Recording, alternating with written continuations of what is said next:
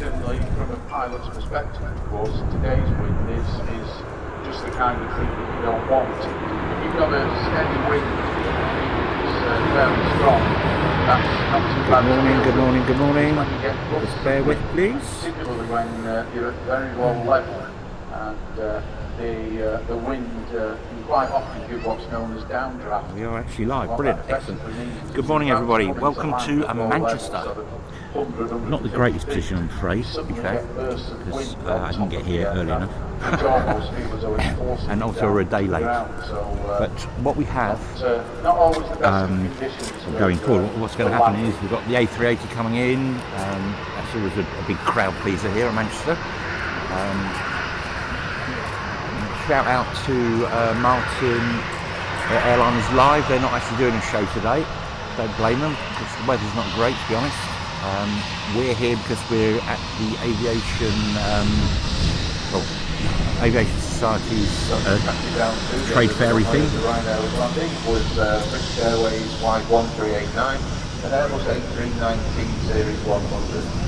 That's operating another shuttle services today back down to London Heathrow.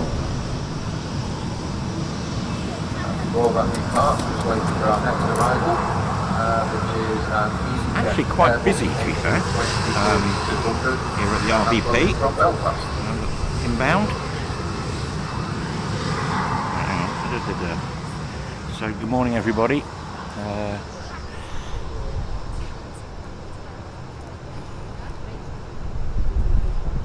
Unfortunately, the bench I need to be standing on is occupied by other people. Okay then, getting ready to go out.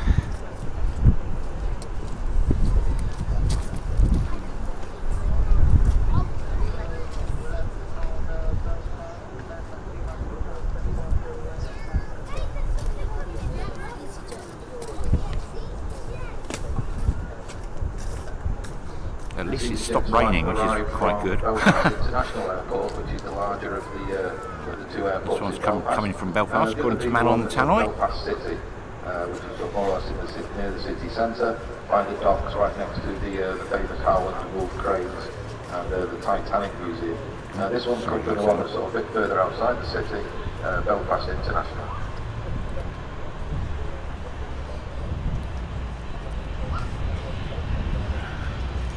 Yeah, Leslie, yeah, we're probably going to get wet very soon as well. Yesterday it rained all day long, all day. KLM Boeing 737-800 that arrived early in Amsterdam, about to make the return journey. And behind that we have another Airbus A319 that's starting to cancer, and that aircraft is making the return flight back to Frankfurt.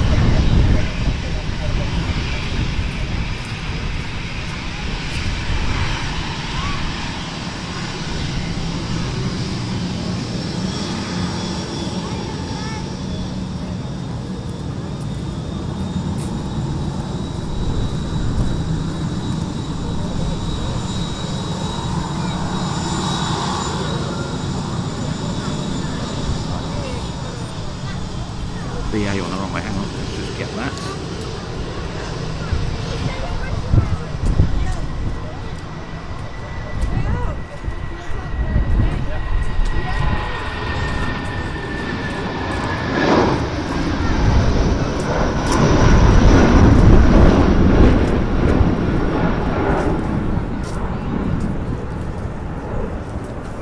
KLM coming out next.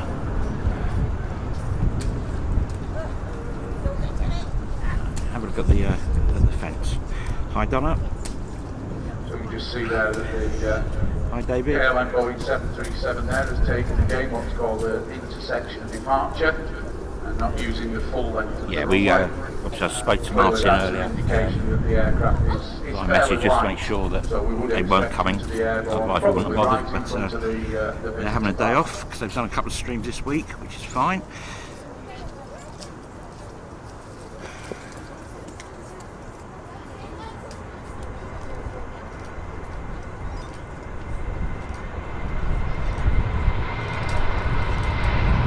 Wow, he's gone wrong.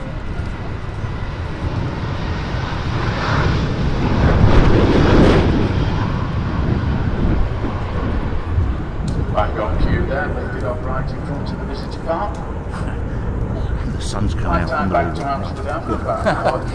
Right, something else down the end of the runway. Take too long, and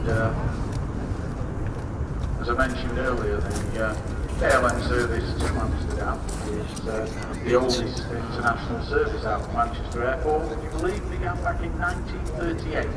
And apart from the war years, has operated ever since. Yeah, a little bit earlier there was a TUI Dreamliner had an aborted takeoff, went back to the terminal.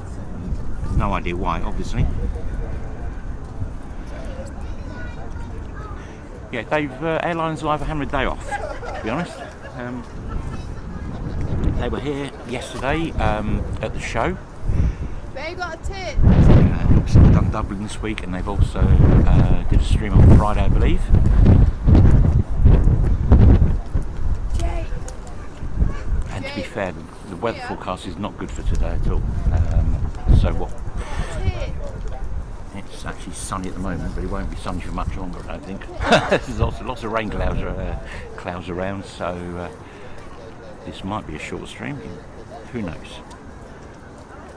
The A380 is due in about 10 minutes, I believe, something like that.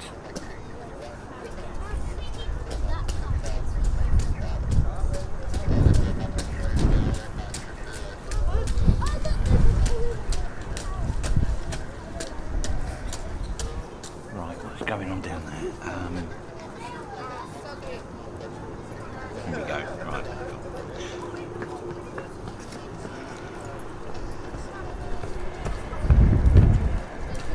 Here goes the Airbus A319 of Lufthansa headed back to Frankfurt. As he is departing, we can see another TUI 767-300 there, taxiing out for departure.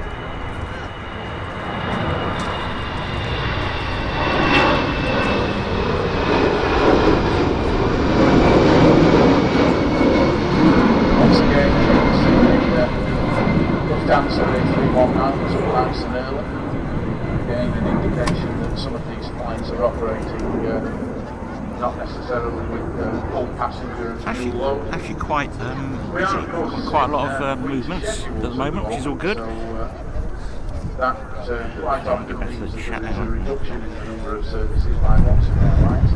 Hopefully, when the summer schedules kick in at the beginning of April, and of course the marker every year is 11:22 apparently for the A380, but I'm sure matey on the Tamo said it was over Skegness or Scarborough or something about 10 minutes ago, so I don't know. To see coming back to Manchester Airport, not just reinstatement of services that have been suspended, but also an increase in the number of services that are currently operated by people like Lufthansa and Air France and Brussels Airlines, etc. So keep our fingers crossed for an improvement.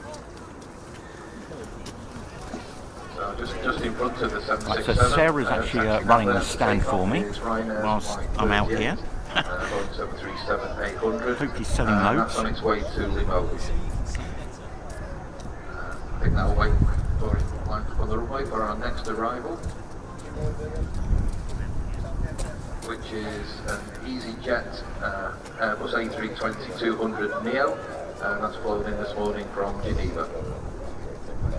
Flight time from Geneva, 1 hour 45 minutes this morning.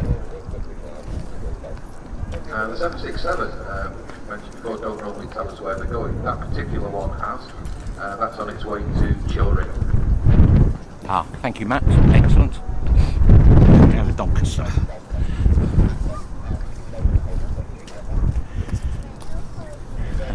Hello, Jim. Hope you're well.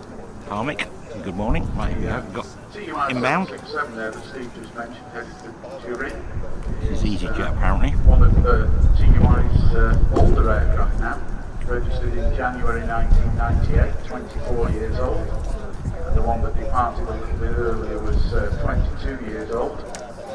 TUI recently retired all of their Boeing 757s and are now left with just two 767-300s in the fleet.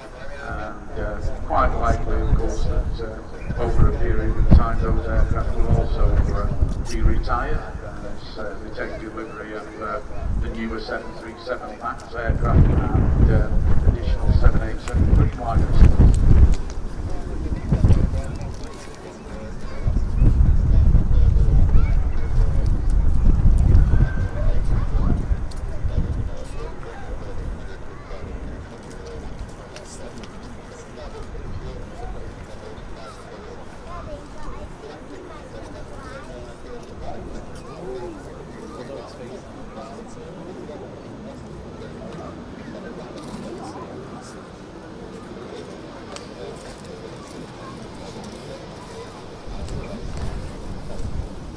quite busy up here now because 380 is due in.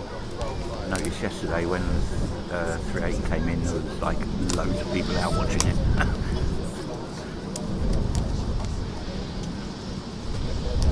The Neo livery.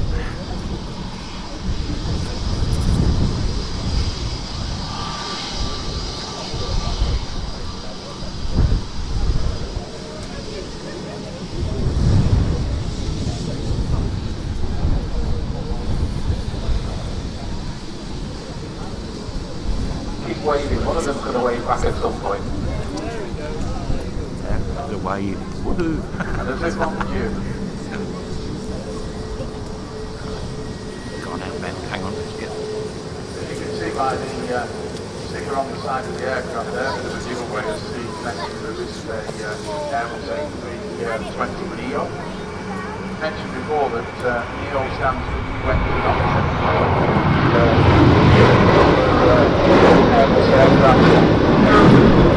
You reckon between about 5 to 8% more fuel efficient than the previous Airbus A320s. And whilst 5 to 8% may not sound that much, when you've got a fleet of say 100 aircraft and they are flying to destinations all over Europe, and you're saving between 5 and 8% on your fuel costs, that actually is quite a We've got TUI about to come out as well. Hence why so many of the airlines around the world are beginning to replace their older aircraft. David, it should be on YouTube. I haven't actually checked, to be fair. The channel name is Visions International on YouTube. I'm going to have a quick look, see if it's actually on there.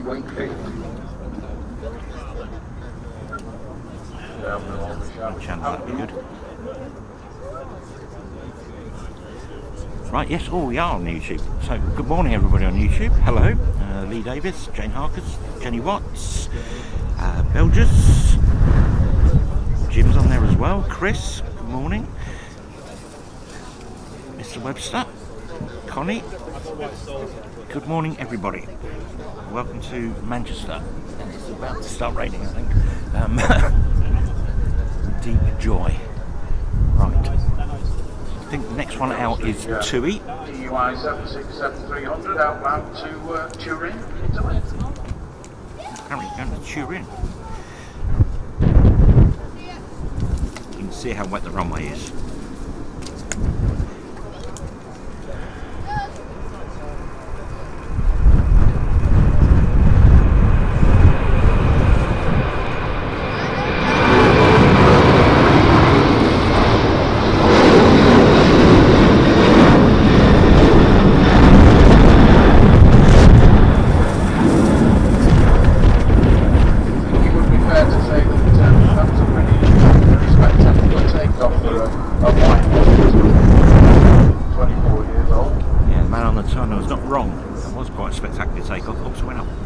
So it must be very, very empty.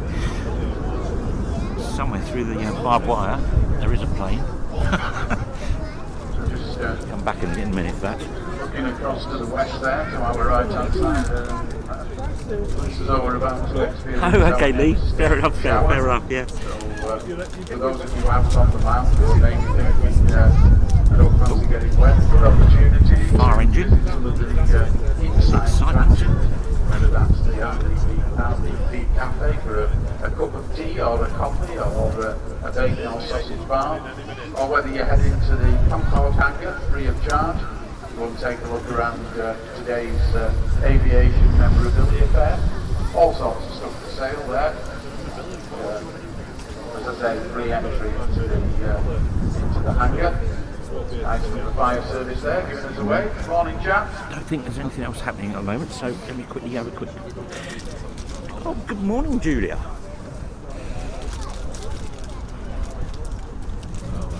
Just looking at the windsock there on the far side of the airfield, as you can see, the wind is pretty significant today. Becoming almost a crosswind in actual fact. Yeah, actually the wind has changed today. It was coming across the airfield yesterday, but today it's coming from behind us. So that will present some interesting problems for landing aircraft operating in a crosswind. Morning, Andrew. Dave mentioned Daniel earlier in on the about house as well, Jet 2 excellent. having two colour schemes, and we saw the corporate colour scheme on the Not a lot really, just standard Manchester arrivals and departures. Jet 2 Boeing 737 380 will be here This soon. one's in the other colour scheme. This is in the Jet 2 Holland's colour scheme.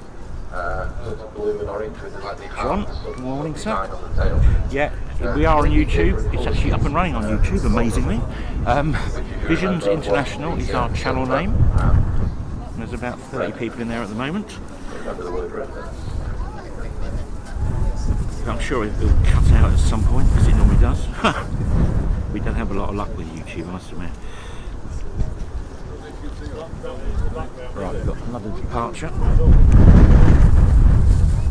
God, getting really windy.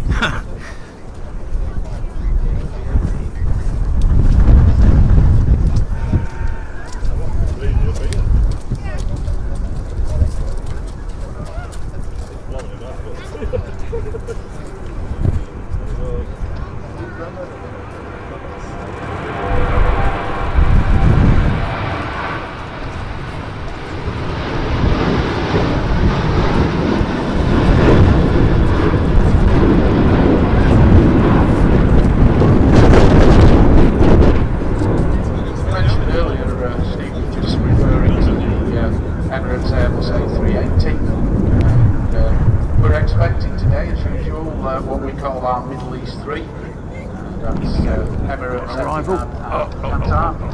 Ironically, the Etihad Dreamliner is bound from Abu Dhabi, just cut the corner. He's going to arrive in advance of the Emirates Airbus A380 from Dubai. And then a little bit later on, at about 12:30ish, we're expecting the Qatar Airways 777-300. That's inbound from the Qatari capital of Doha. Just touching down there, we have Ryanair's flight 3089, Boeing 737-800, just flown in from Gothenburg. As the aircraft slows down, you might be able to see a split in the engine cowling if the pilot's applying reverse thrust. Yeah, you can see there. Quite a short landing there, so it's probably closed. Wow, yeah. that's short. Just see the slot closing up there as it turns off the runway.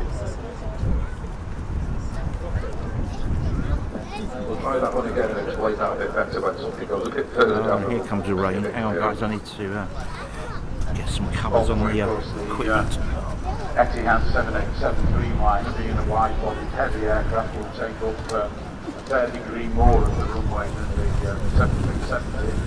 But interestingly, just in advance, once the 787 Dreamliner has vacated, we, in actual fact, just see the Etihad there has aborted his landing. He's doing what's known as a go-around. Oh, the go-around and everything going on. Right. Bear with people. Try not to get that in the way of the Basically what that is it's side wind that causes the aircraft. Etihad has just done a aborted landing. Straight line onto the runway. He's already in the cloud, so I'm trying to get him. See, of course, that has an effect on some of the other aircraft that are very short to do with us, particularly the Airbus A380. The A380, of course, being a twin-deck aircraft, as you can imagine, when the winds are blowing, it presents quite a seismic profile, and it's in fact only able to operate in a crosswind up to 35 knots. So if the gusts are exceeding 35 knots, the aircraft is not able to make a approach landing. So times like this are quite often we will see aircraft basically go round the circle until we feel that the weather is suitable for them to be able to make a landing. Right, hopefully we're now weatherproof. Flying straight along the runway, it's at 3,800 feet now. That is going straight, but high, and then we'll turn and keep turning to keep on.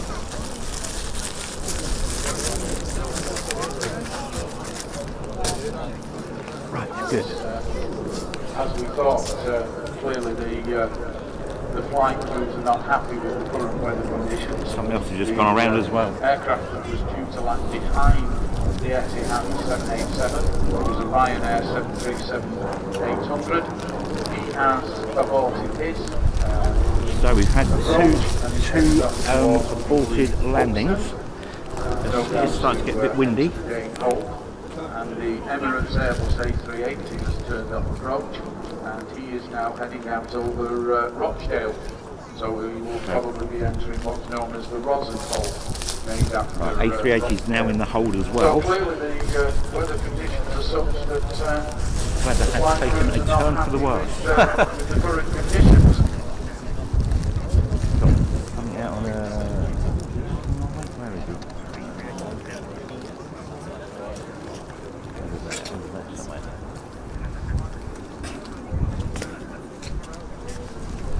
In actual fact, a bit of an update. Although the weather conditions are not particularly helpful in terms of approaches and landings, we've just heard the air traffic controller said that the last aircraft that departed had a bird strike. And wow. Definitely on the runway.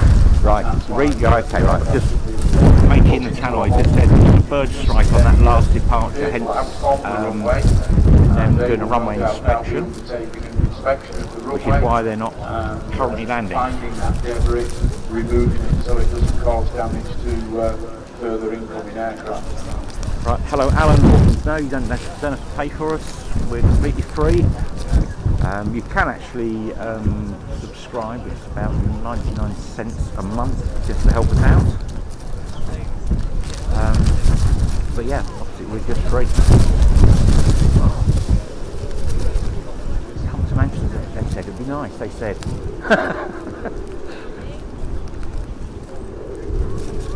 Good morning, Kerry.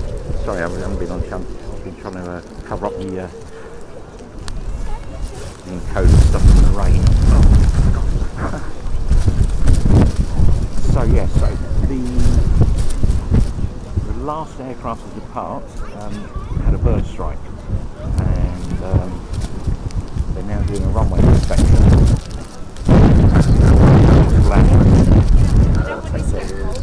A321 Series 200, wanting to jet 2. That's on its way down to Tenerife. Looks like the airport inspection vehicle to clear the runway now.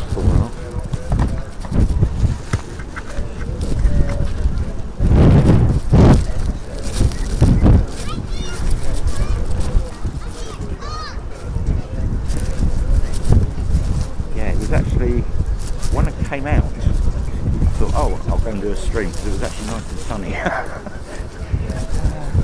Not sunny now, you know. If anybody's sort of in the local area, there is like an aviation memorabilia fair here in the Concord hangar, which is why we're here.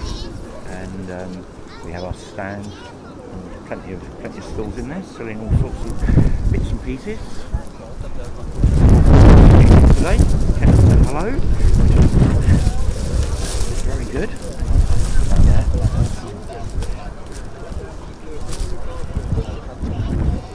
They was watching on TV via YouTube. Excellent.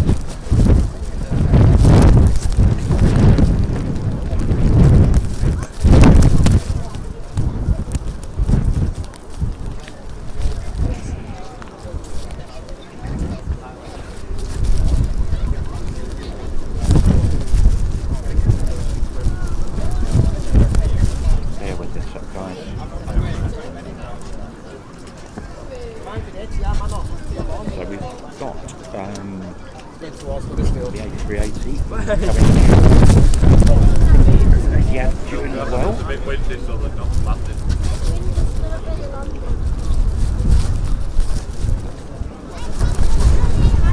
Yeah, basically what they've done is strike kind of with they obviously put everything into hold until sorted out. Controlling that roll is getting a bit more difficult than it was earlier. Kyvan, this is Manchester Just had a Airport, bird strike on the where we runway. The are. last thing we want is an umbrella flying across the airfield. Morning, Justin.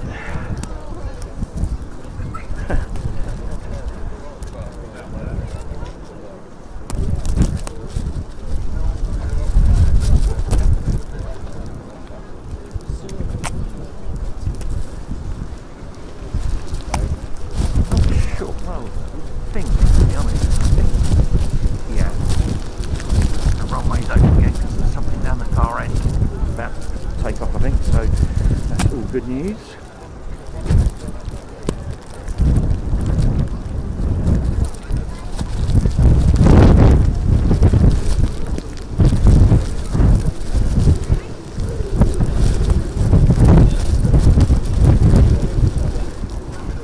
So windy.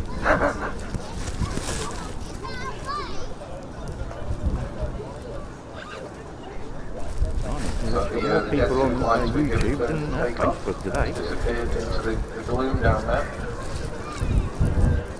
Up here in the sort of commentary tower, we have got like the air traffic control, so we can listen to it. If you wanted to listen to that kind of thing, obviously if you go over to the shop, quite a wide range of airline scanners in there that enables you to pick up the aircraft. And I'm sure the gentleman in the shop will be able to happily set it up for you with frequencies, whatever.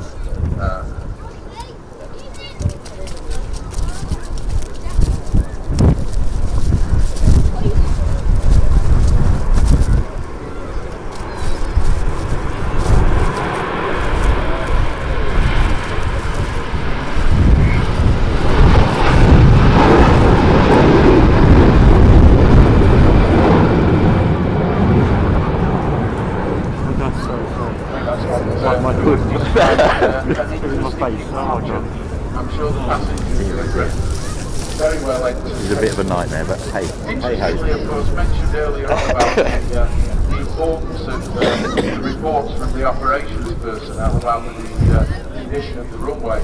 If you notice there, and this can happen quite regularly, down at the far end of the runway as the Jet 2's A321 was beginning its takeoff roll, it was almost invisible.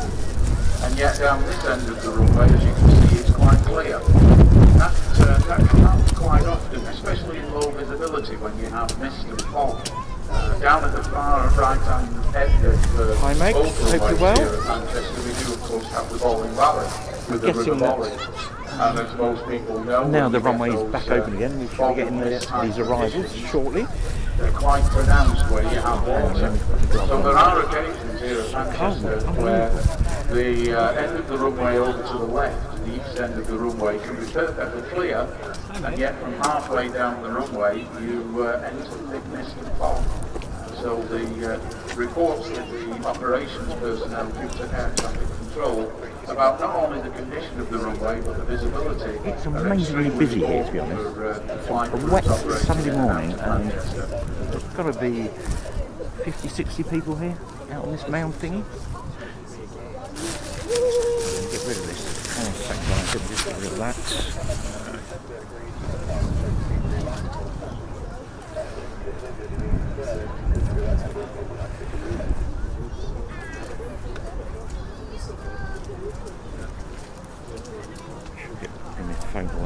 So hopefully now the kerfuffle with the bird strike is now over and the runway is back into operational condition.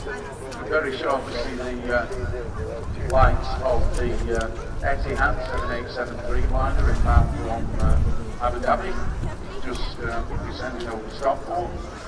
So Here yeah, absolutely very, very shortly. Dreamliner in next, we believe. Ryanair Boeing 737-800. Behind that then will be the Emirates Airbus A380 inbound from Dubai.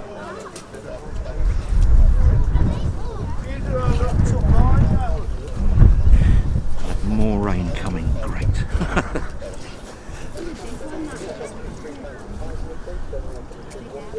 Hello. You're supposed to be on the stand. Just asked him to mind it just for a bit. Right, Sarah has just left her position, running the sales stand. Come out here. Especially given the rain shower that we've just had pass through. When the Etihad 7873 liner lands, look out for the openings on the sides of the engines, So looking which is at an indication that the flight crew are operating what's known as reverse thrust. It does exactly what it says on the tin. The thrust that would normally come out of the rear of the engines is directed forward.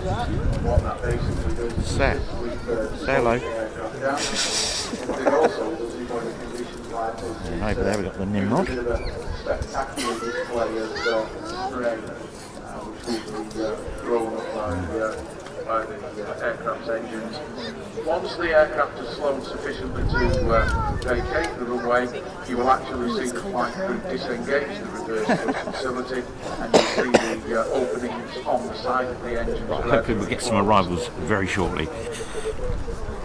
Now that Bit of everything's technical. running, up and running, etc., and the rain comes down again. It will be interesting, of course, when the Airbus A380 lands, because this aircraft is in actual fact a 4-engine wide-body aircraft. Right, here we But go. only the 2 inner Action. engines actually operate reverse thrust. The outer This is the engines Dreamliner, are I think. fitted with that facility. And the reason is because the wingspan is so wide that some of the airports into which the A380 operates, those engines actually stretch over the side of the runway. And if you had the reverse thrust, they would actually draw in debris from the side of the runway. So that's why the aircraft only has reverse thrust on the inner 2 engines. This is entertaining.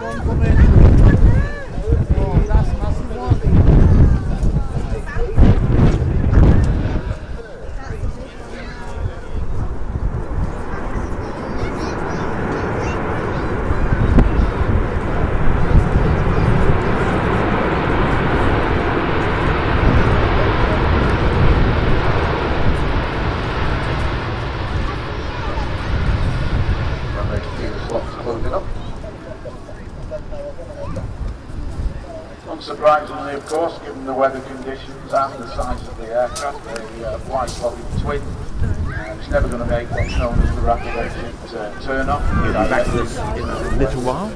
It's gone full length by looks of things. A little bit further down the runway and take a right turn, 90 degrees off the runway, and we'll then taxi along the taxiway here, Bravo 1, passes right in front of the runway visitor park.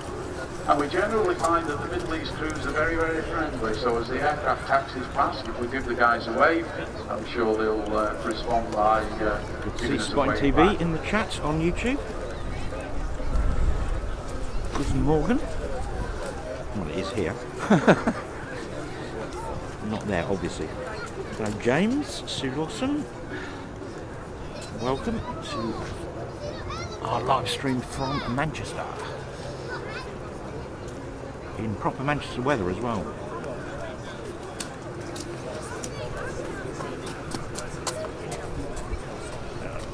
You can see our next arrival there, just appearing out of the blue, the lights. Ryanair's White 3227. Got Ryanair coming in meanwhile, down there somewhere. Can't actually see the screen. And this particular aircraft is 7 years old. Flight time from Oslo this morning has been 1 hour 51 minutes.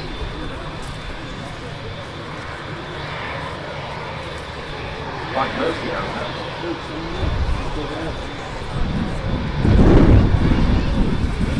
As I mentioned just a few minutes ago, you can see how poor the weather conditions are on the final approach there to runway 23 right. And yet guys, Ryanair right coming in. Side, well, the Etihad is Traction much up there somewhere. So it shows you how The screen's so wet I can't even see it. over the length of the active runway. 737 should actually be quite entertaining in terms of the spray that will be thrown up by the reverse thrust.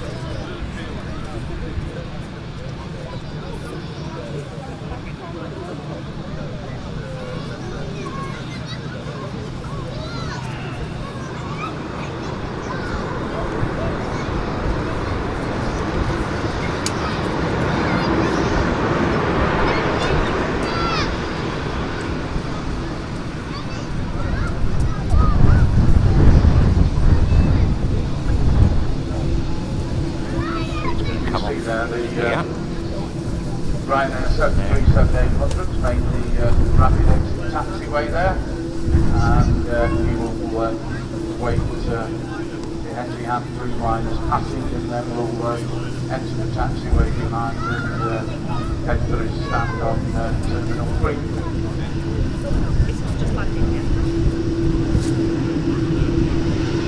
Actually, as these two aircraft are fairly close to the runway visitor park, gives you a real indication of the difference in size between the This is every airport in the UK should have a place like this. It's just brilliant.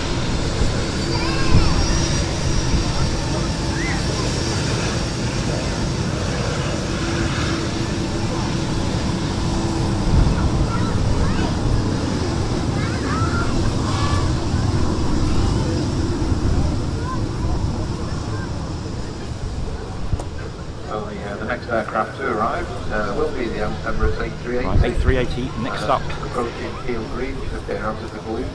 If you look at that Ryanair as it's taxiing past, that Ryanair has 189 economy class seats. The A380 has more than double that, So- but just downstairs. So you get Hello to everybody representation of that's how just big tuned the in. A380 is. Quite a lot More on than twice as many YouTube people now. sat downstairs on the Welcome A380 to our channel. could fit onto that Ryanair 737. Well, this is actually the first stream the second stream we've done this year. We did one on the 2nd of Jan. Haven't been getting out as much as we really wanted to, but here comes the A380. Passenger aircraft in the world has finally dropped out the clouds around about 200 feet. So you can see just how low the The cloud base is really low at the moment. a little bit of wobbling going on here with the aircraft. Oh, it's absolutely. Gusting winds. You can see he's almost actually what they call crabbing onto the runway. He's flying sideways against the wind.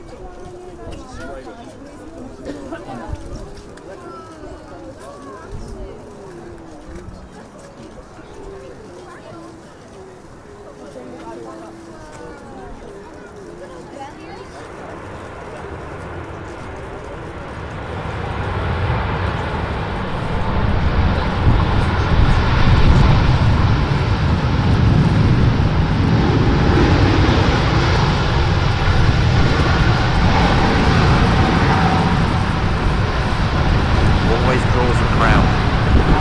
Noticed this yesterday when it arrived. Mentioned before, Loads of people turn out inner there. engines operating the reverse thrust and the outer engines are not fitted with that facility due to the wingspan of the aircraft, the overhang Comes of the past engines. us in a As you short can see while. there, flight crew very careful at slowing the aircraft down. So yeah, using the please full share the length stream, of the guys. runway That'd be much to avoid appreciated. any issues Get your around, friends watching, etc. sliding or aquaplaning.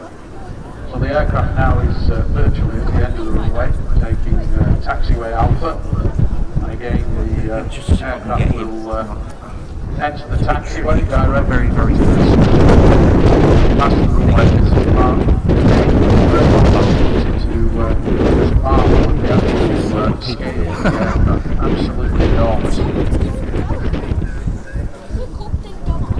In fact, I was very lucky to fly on the first ever flight of the A380 out of Manchester back in September 2010. Basically, he's And, used the I whole have to say runway. It was not only a Surprisingly. fantastic experience, He'll because the turn aircraft and come just back opened past it us up in a minute. and allowed passengers to move around the aircraft. So I was able to go upstairs into business class and then up into first class, where, would you believe, the aircraft is fitted with a shower. Right. So first class passengers can actually take a shower on board the aircraft. But the strangest experience was, it had never happened to me before, of course, is Excellent, sir. Well done. actually boarding an aircraft, You sold a sitting down steam railway calendar at an and aircraft show. hearing Fantastic. double-decker aircraft, of course, all the business. No, the weather here Passengers are upstairs. is not great. And never before had I sat on an aeroplane and had a ceiling instead of a roof. And you could quite Hello, literally hear James. people I hope moving you're well. around. Hope you got home safely yesterday. So, yeah, very strange experience, but absolutely fantastic aircraft. If any of you have ever flown on the That's another A380, runway you will inspection know going how on. spacious Like and looking. roomy it is. Absolutely fantastic aircraft.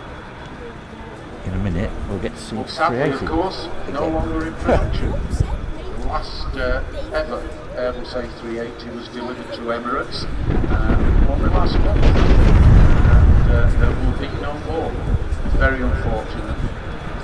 Victim of not only Actually, the well, COVID yes, pandemic, whilst we're about to see but the 380 again, also a victim of airlines I'm going no to longer plug my wanting to forthcoming operate book, which will be out large-scale probably engine aircraft. early May. It's called the A380 Data Files. Working on that with Charles Kennedy. I'm sure some of you know him. He's an author as well.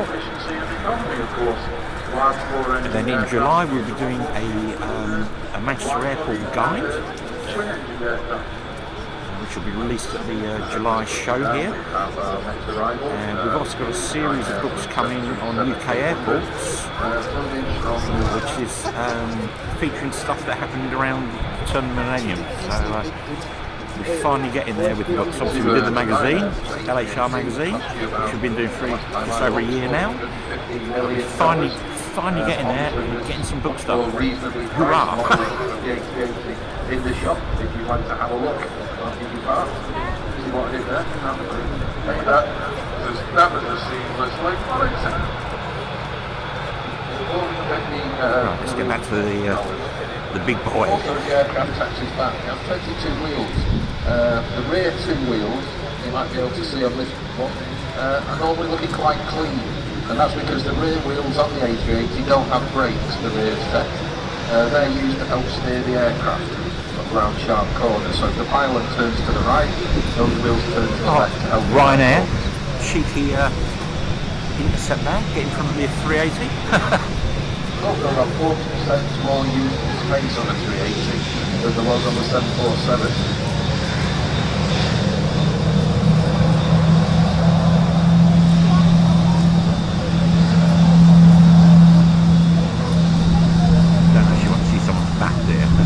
Wait till you get to a little bit nearer.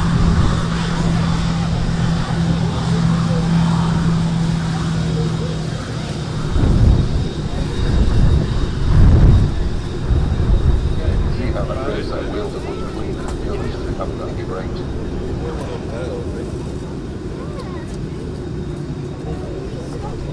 The aircraft now will taxi into stand and will in fact go on to what's known as Emirates Preferred Stand, which is stand 12 at the end of Pier Bravo. The reason for that, of course, is that that's the only stand here at Manchester that's actually capable of handling the Airbus A380. When Emirates first indicated that they wanted to operate the A380 into Manchester, the airport had to give serious consideration to the alterations that were going to have to make to accommodate the aircraft. As you can imagine, given its extra weight, they had to reinforce the taxiway location that the aircraft was going to use. And they also had to carry out refurbishment work at the end of Pier Bravo to install 2 air bridges, one of which of course allows passengers to access the aircraft at lower level, and the other one is a high level air bridge which allows passengers to access the upper deck of the A380. So it's always the famous, when you get to the end of the pier, the owners in the economy turn right and the people in business in first, they turn left. So a lot of work had to be carried out in order to accommodate the A380. Emirates, I hope you guys can actually hear the guy on the tannoy, because he's got some really good gen. He's really excellent, this guy. This particular flight arrives late morning, and then there is an evening flight which usually comes in around about 6:45 in the evening. Blimey. Hello everyone on YouTube. Good, well, yeah, still good morning. Just about here in Manchester, 11:43. Which will mean that we are back to 3 Airbus. Sorry I can't from Dubai.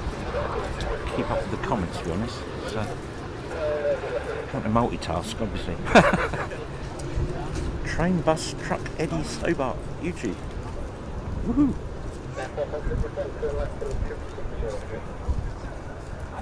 Morning, Loops.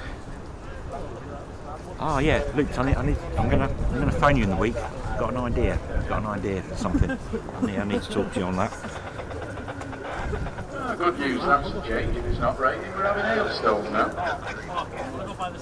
Oh my God, we're going to have hail now? Really? God. So, what's going to happen there?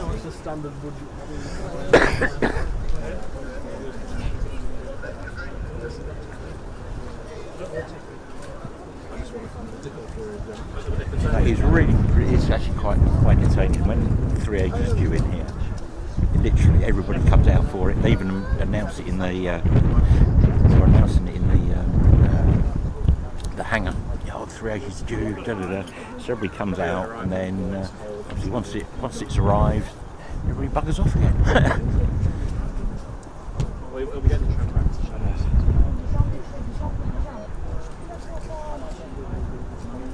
Do you want to wait for this nice? new livery. If it's old livery, I wouldn't think It's all gone a little bit quiet at the moment. it's just one of those where it's So what, you're not ill? still, I don't think it has to go in the mud back. Like today, it's been looking in it for very nice. Absolutely. Should be like the like Got a couple more forthcoming arrivals. Next to join us will be a British Airways Airbus A321 Neo inbound operating another shuttle service from London Heathrow. And then behind that, a little bit later, we have another Ryanair 737-800, this time inbound from Berlin.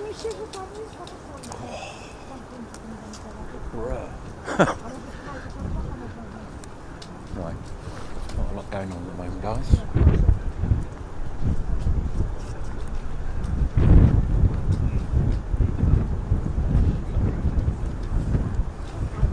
Look through there, see if we can see anything. No, we can't. It's unfortunate I can't get the camera any higher because it won't fit on this bench thing I'm standing on, so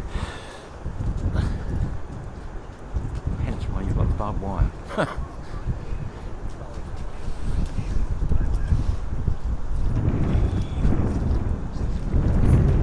So anyway, I hope you're all having a wonderful Sunday. People tuning in from around the world. It's always nice to see. It's a great thing about aviation. You do get a community which is pretty much worldwide. And we know this because of our when we get into orders and stuff. It's pretty obvious. There's Mikey in the house. Hello, Mikey.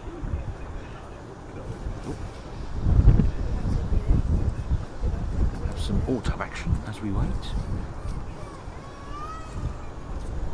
It looks like he's down there. He's actually here. Which is good. What? I can't see it from here. For some reason, there's a really old police car.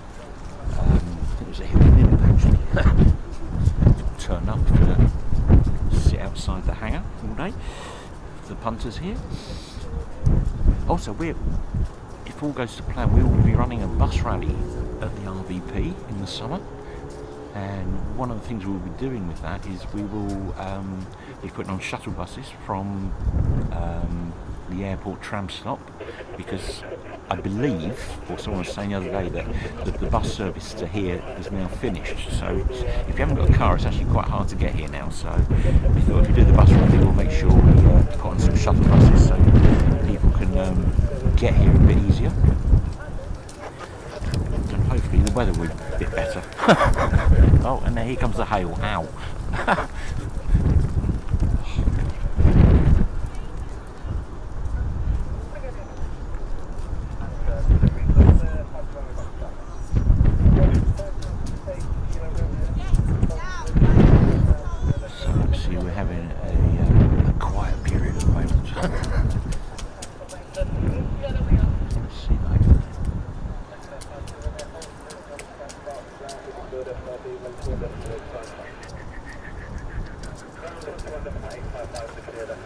It's quite windy. So the next arrival, as I mentioned, will be the British Airways. So we're waiting for the next plane, which is actually coming in from Heathrow. By the Airbus A321 Neo, and he's, would you believe, he's actually over Stockport at the moment, but I'm not quite sure when he'll appear from the grey gloom to our left.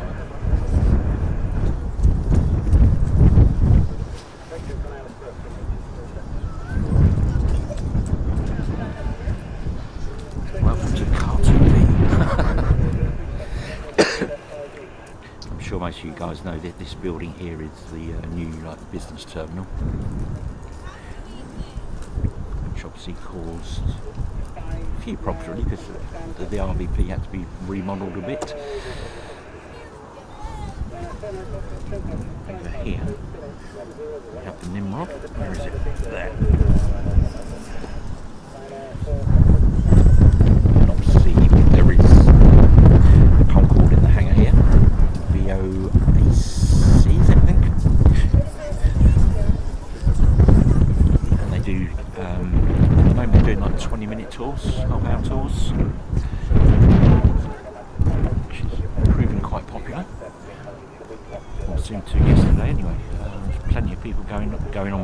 Right,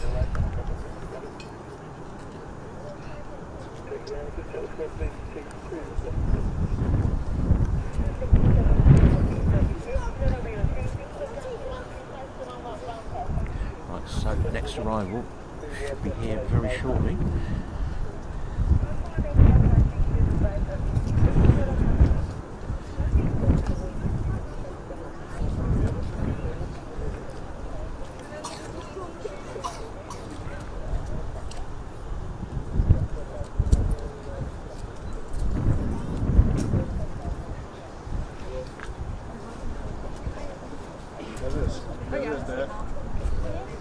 You can see our next arrival there, out to your left.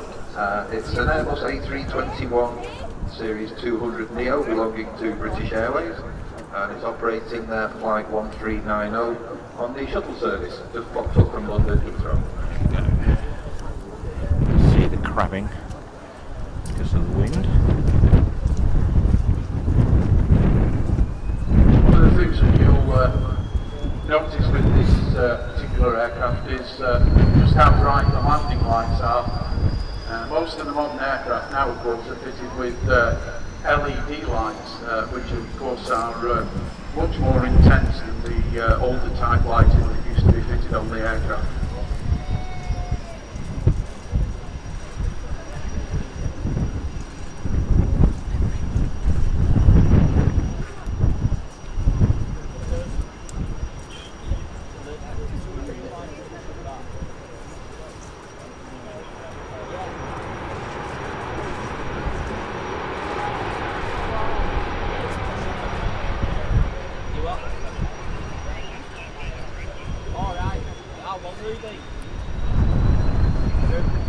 One of the questions that we do sometimes get asked is why do aircraft have landing lights on in broad daylight? And there's two reasons for that.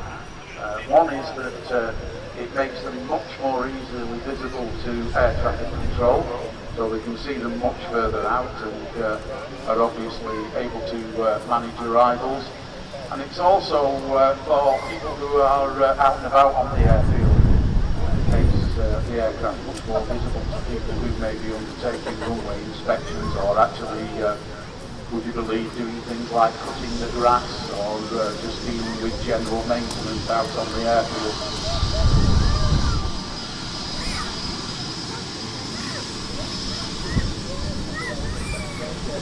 Mentioned that this is a Airbus A321 Neo. British Airways have actually used quite a number of different types of aircraft on the shuttle services over recent times.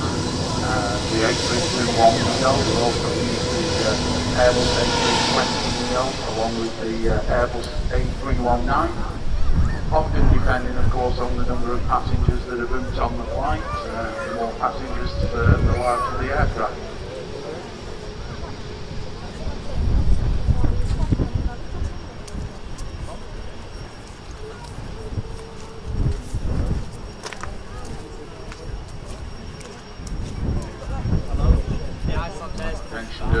Right, oh yes. I saw earlier, we got an item there in the new livery, came in earlier and apparently it's just pushed back from so it's on the say. So you'll see that shortly. Ryanair are in fact now Europe's largest airline, I believe, with in excess of 400 aircraft. A number of bases dotted all around Europe, including here at Manchester. They are, of course, in the process of taking delivery of quite a significant order of the new Boeing 737 MAX aircraft. In actual fact, Ryanair have ordered over 200 of the 737 MAX and have actually negotiated with Boeing to produce a specific version for Ryanair that actually has 200 seats. And the airline have actually designated the aircraft 737-8 MAX 200.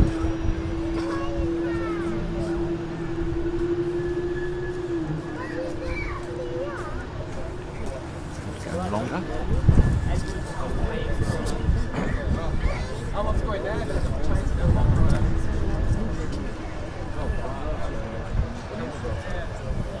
Leave it there a second, guys. catch up.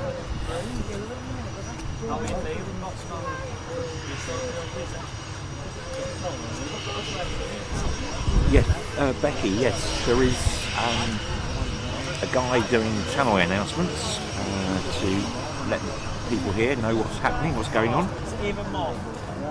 Very, very knowledgeable as well, which is really good. It's a really good thing to do, I think. The whole setup here is just brilliant anyway. It really is excellent.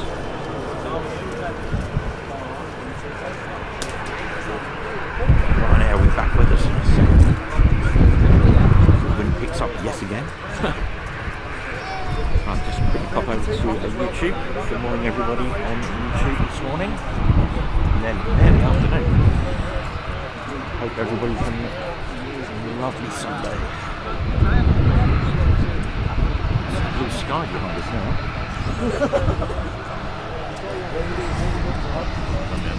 People pray.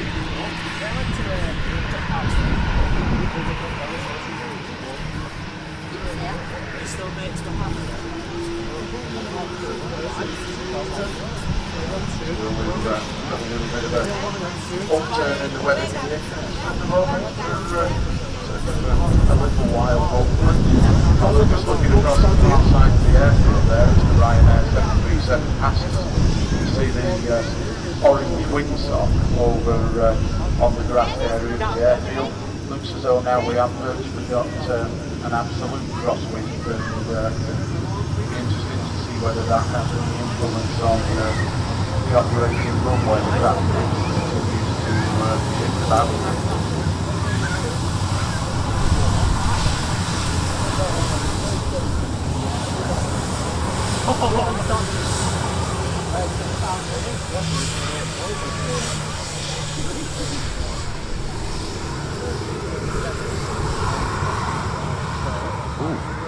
BizJet coming out. Arrival is again another Ryanair 737-800, this time inbound from Krakow. And you just see there taxiing out an Embraer Phenom executive business jet, belonging to a company by the name of FlexJet. Something we've seen a bit of an increase in, certainly during the COVID-19 Matt, you are. the number of executive jet movements. Obviously, there have still been people, celebrities and business people who've needed to travel. Yeah, it's good to see you too, During a mate. time when airlines were not operating services. Oh, look at this guy, he's crabbing. We've seen a significant increase in the chartering of executive jets. In addition to which, of course, we've seen quite a lot of exec jet movements with our local football teams, particularly Manchester United and Manchester City, who've been travelling to away games across the UK and have quite often flown out of Manchester on board various different executive jets. Jake Jackson, yes. I'm quite amazed we've got so many mods actually. I didn't realise we had so many, to be honest.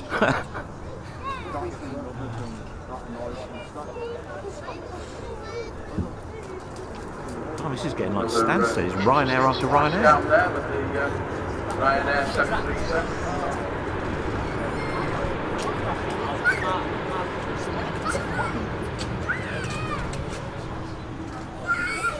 It's quite interesting that for some strange reason the Boeing 737, particularly the 800s, do seem to produce a lot more spectacular spray on landing than most other types of aircraft, whether it's the proximity of the engines to the fuselage or just the wing design, not 100% sure, but it does seem to be quite spectacular.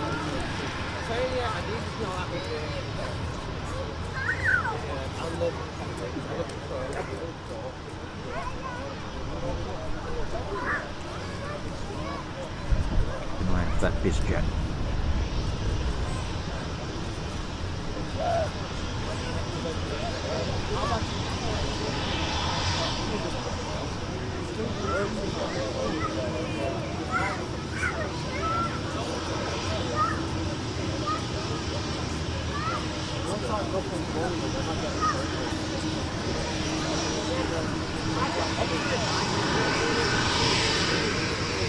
Yeah, that TUI 787, I think that was the one that it actually had an aborted takeoff earlier. It went back to the gate. So I'm guessing that's going to be the same one. Obviously got whatever problem they had with it, sorted it.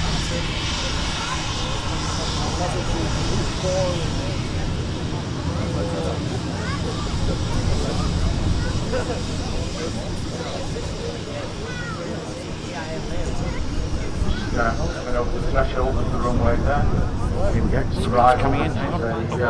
EasyJet Airbus A320. This is an arrival from Paris Charles de Gaulle.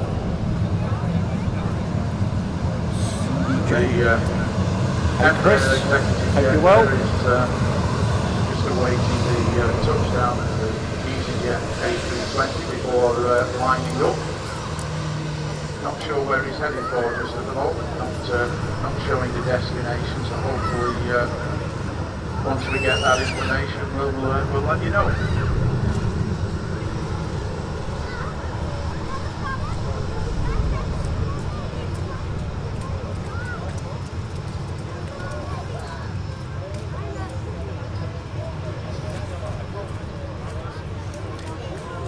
Yesterday there was a special livery EasyJet came in. I actually realised I had any. There you go, there's the TUI. So I'm not sure if that is the one that aborted its takeoff. Probably is, I guess.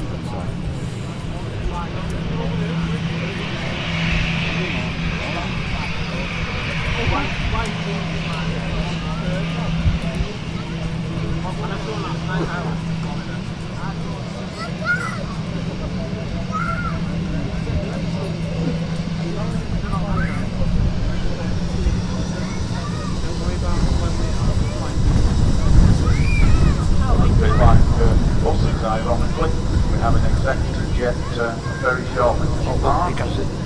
Behind that, our next arrival. BizJet. You'll go up early, yep. This time, The rocket ships, aren't they, these things? citation inbound from Edinburgh.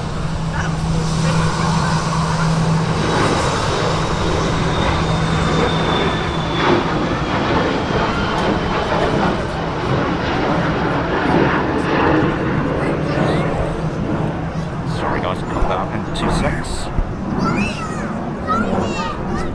Tripod went screwy there. Let's just straighten it.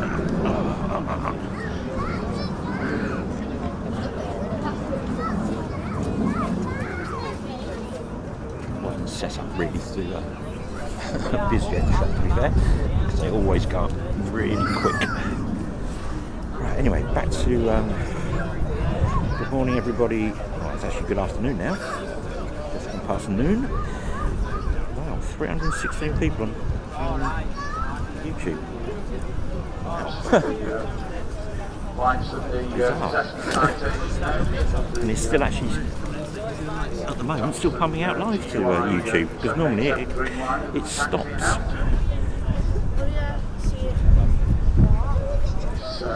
And I feel they're having a day off today, airliners. They were here yesterday, had a stand at the show. Obviously they've done a couple of streams this week anyway. The Dublin stream, and they've done did Manchester on Friday. Turkish Airlines, Airbus A321neo there, arrived earlier from Istanbul, very shortly to commence its return journey. And that's followed by the Boeing 737 MAX of Iceland Air in one of their new colour schemes.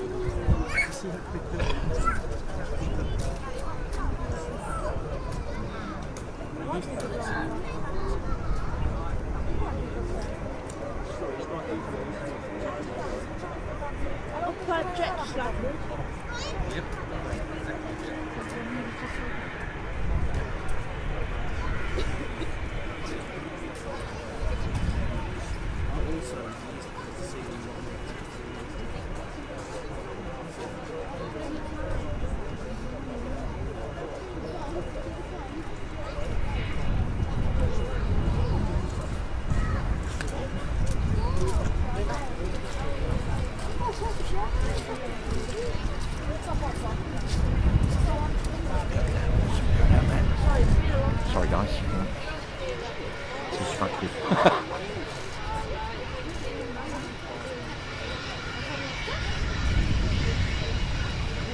He's in a hurry, isn't he? Wow.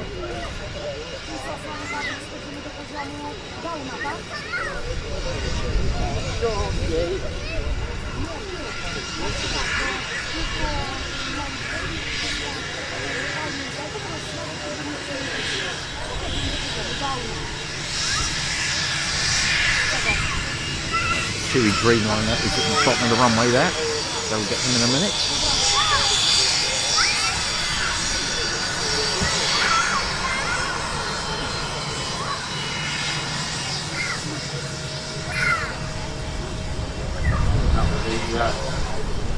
Citation executive jet there is vacating, heading for the signature aviation executive class.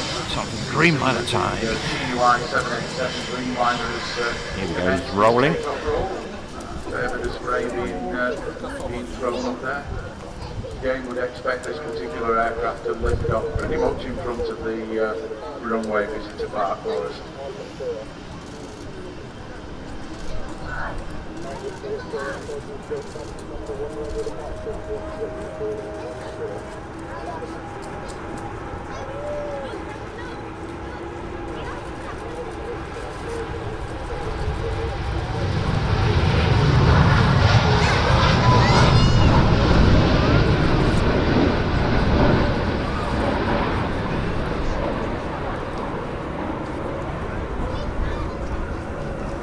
Yeah.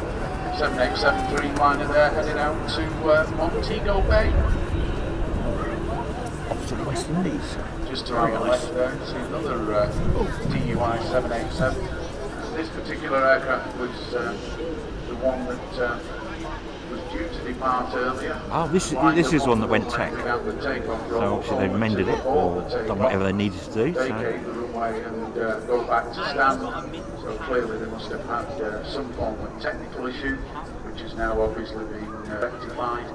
The aircraft is heading back out to make its departure, which I think is to Tenerife.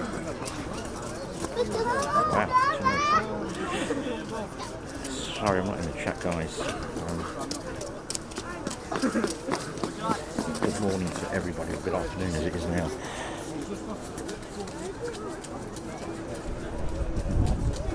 Phil Toby, hello.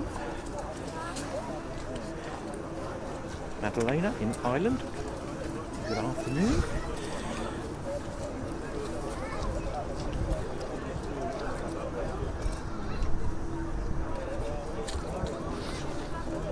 Quite interesting. The sun's come out again.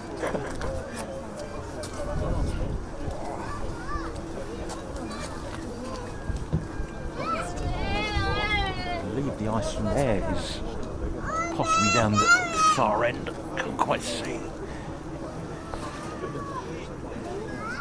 It's in the new livery. It's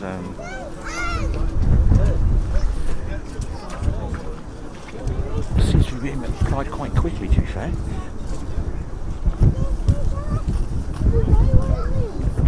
Another aircraft there taxiing out behind the Dreamliner. 737-800 belonging to Ryanair. See through there. No, there's the ice in there. Look, down there. Can't quite see the tail.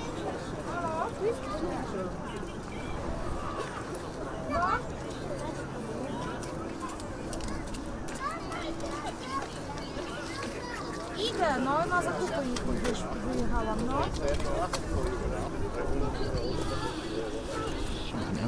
Those of you that have just arrived, be aware that there's an event on in the Concord hangar today. There's some memorabilia there. Entry to the hangar is free, so go in and have a look at all kinds of See you later, Jules. things on offer in there. Magazines, books, models, radios, artwork, everything to do with aviation. So before you go off, spend a bit of time in there, have a wander around. Always good to have a walk around underneath Concord and have a look at what's on sale. No.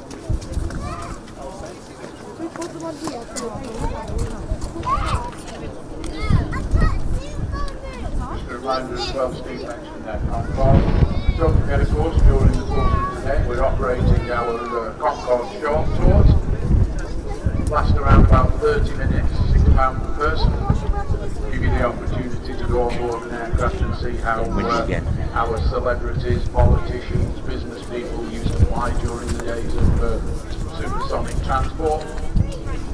All in the company of our very knowledgeable and experienced guides. If you're interested enough to take a tour, pop into the runway visiting park reception, have a chat with the ladies on reception, and they'll be more than happy to give you any detail and to book you on to any of the Concorde trips today. Just a bit of information looking a bit further forward. Just noticed that today's Aer Lingus Airbus A380 outbound to Bridgetown in Barbados has finally started up, running a little bit late today, but should be departing fairly shortly, so we'll keep you up to speed with that. Bridgetown's actually become quite a popular destination over recent months, operated by Virgin, Aer Lingus, and also by TUI.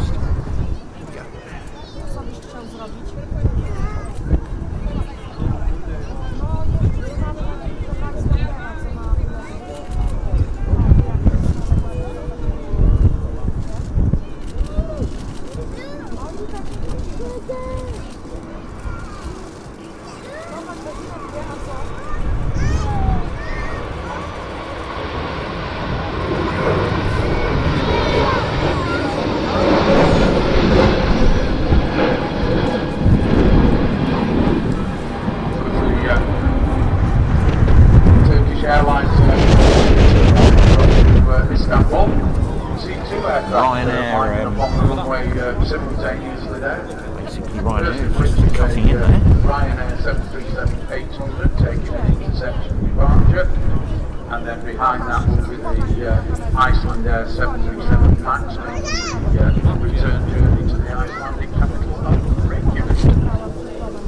So Ryanair first, then we'll get the new liveried Iceland Air. Keep an eye on there on the local air traffic in the northwest. Just had an aircraft that's trying to get to Leeds, had a couple of goes. And the right there flying for a few hours. Couldn't make it, and that's just about to land down. That's a gust of wind. So that's the practice of struggling with wind this morning, or this afternoon, as we know it.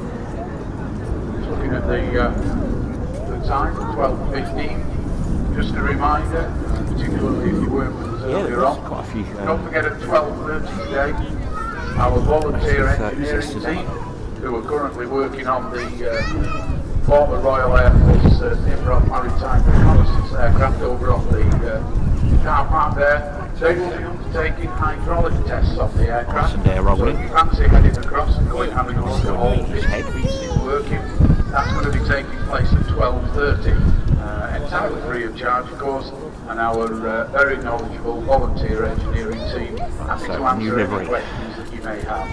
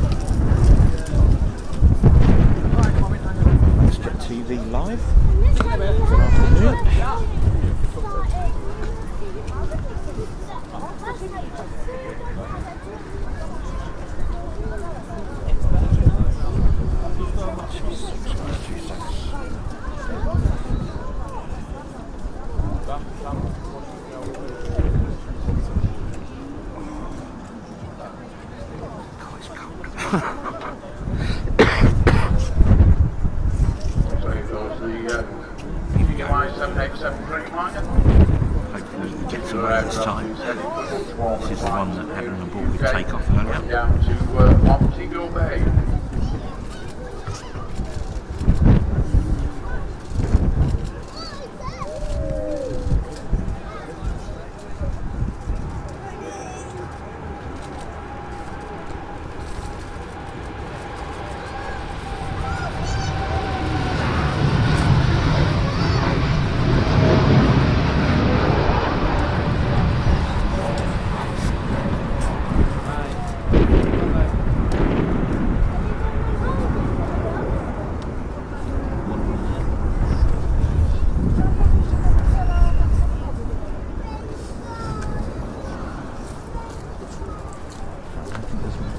Going on now for a while.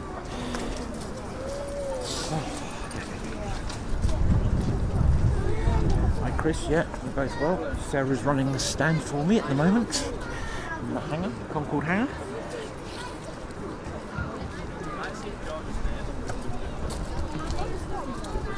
I love this one. Get down. Breaking the action now.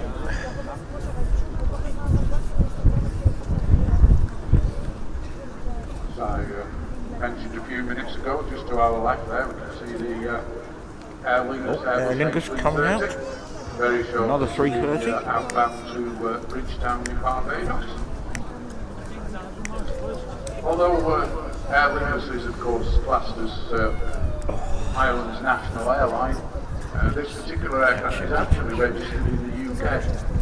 Aer Lingus have set up a subsidiary here in the UK to operate their long-haul flights, meaning of course that you no longer have to pass through Dublin in order to connect with their long-haul flights.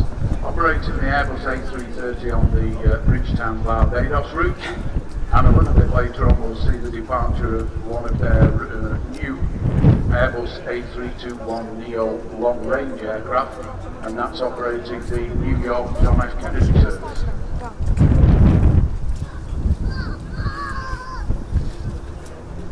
Oh, another Chewy going out. No, you're not going to see it. We'll see it in a minute. Busy.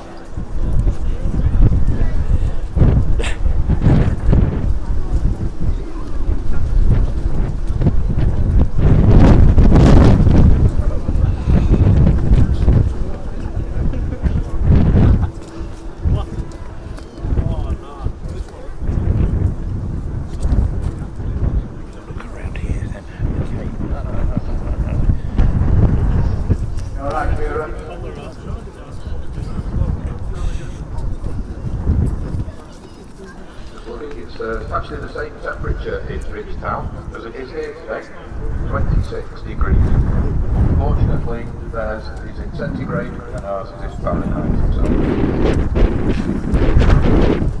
Number of people here. Another, There's a lot more earlier, to be fair, when the 380 came out. This particular model is the 787-9 Dreamliner. The previous departures that we've seen have been the 787-8 Dreamliners, which were the original Boeing offering. But then airlines were looking for an increase in range and an increase in capacity. And Boeing basically stretched the aircraft to offer the their way down to the end of the runway. 787-9, which is by far the most popular version of the Dreamliner, quite capable of undertaking ultra long haul routes, and although it doesn't carry as many passengers as the latest version, the 787-10, it has the longest range, which of course is what makes it the most popular with airlines operating those worldwide routes.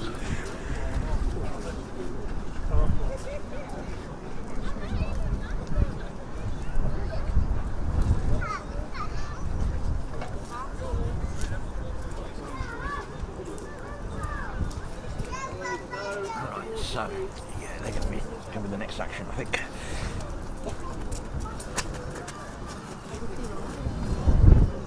Quick look round there.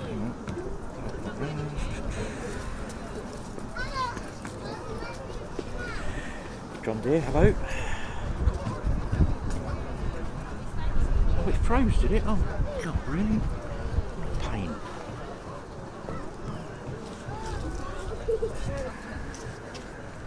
Ava!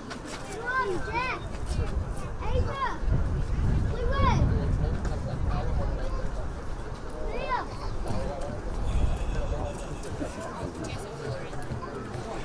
All right down there, girls, having your party. Yeah. Don't fancy a couple of extra guests, do you? Right, Air Lingus is turning on, I think. Look through there. Let's see if we pick it up.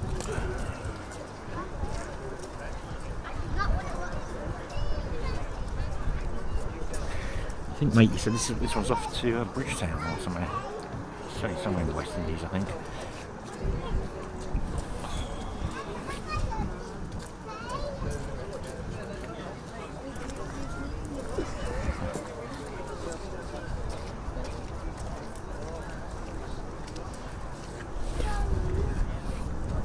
The Aer Lingus Airbus A380 there, winding up. Here we go. He's rolling. Commencing his take-off roll. As I mentioned, headed down to Bridgetown in Barbados. I wish I was going to Barbados. It's certainly a bit warmer than here.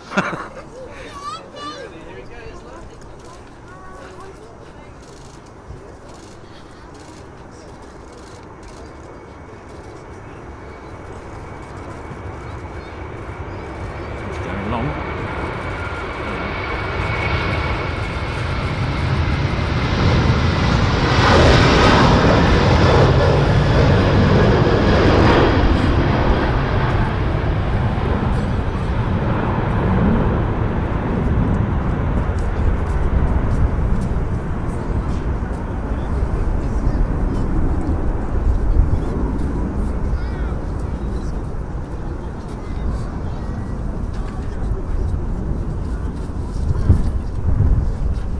Mentioned before the popularity of Bridgetown in Barbados.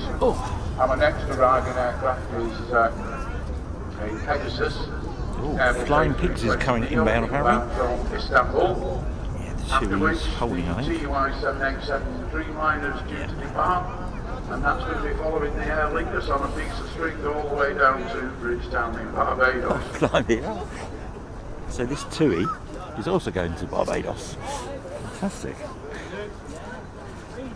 As the man just said on the tannoy, it's obviously a very popular destination. Getting to see a bit of crabbing going on.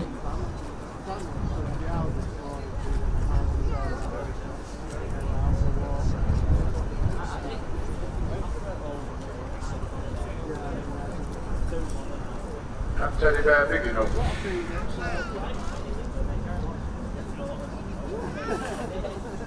I do apologise that this fence in the way. Just can't quite get the tripod high enough. The bench I'm standing on isn't wide enough to get the legs fully extended.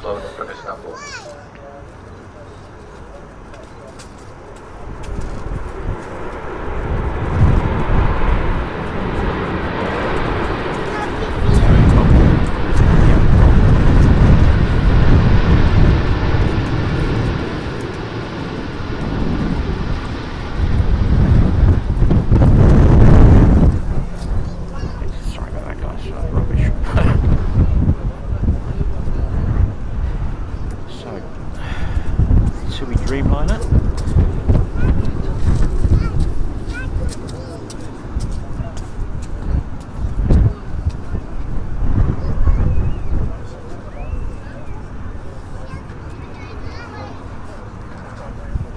So please subscribe to our channel if you haven't done so already. Give us a follow or whatever. Pegasus 737-800 there. Just Hopefully we will be getting out a bit more often. It's inbound from Istanbul, however not from the international airport at Istanbul, used by Turkish Airlines. As From the charter airport. it's getting lighter at was, night, we'll hopefully we'll be able to go down to do a stream at London City in the next few weeks. Istanbul. It's quite entertaining down And is in there. fact named after the first female fighter pilot of the Turkish Air Force. just also happened to be the adopted daughter of the former President Ataturk.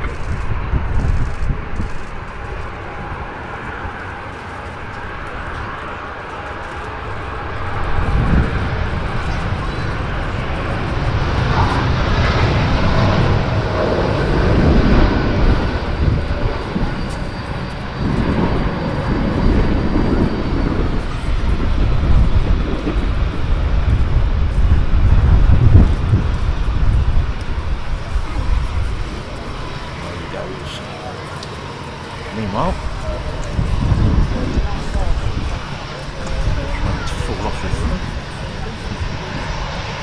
The taxi out there to the left, you can see Ryanair's flight 543, Boeing 737-800 on its way to Nantes.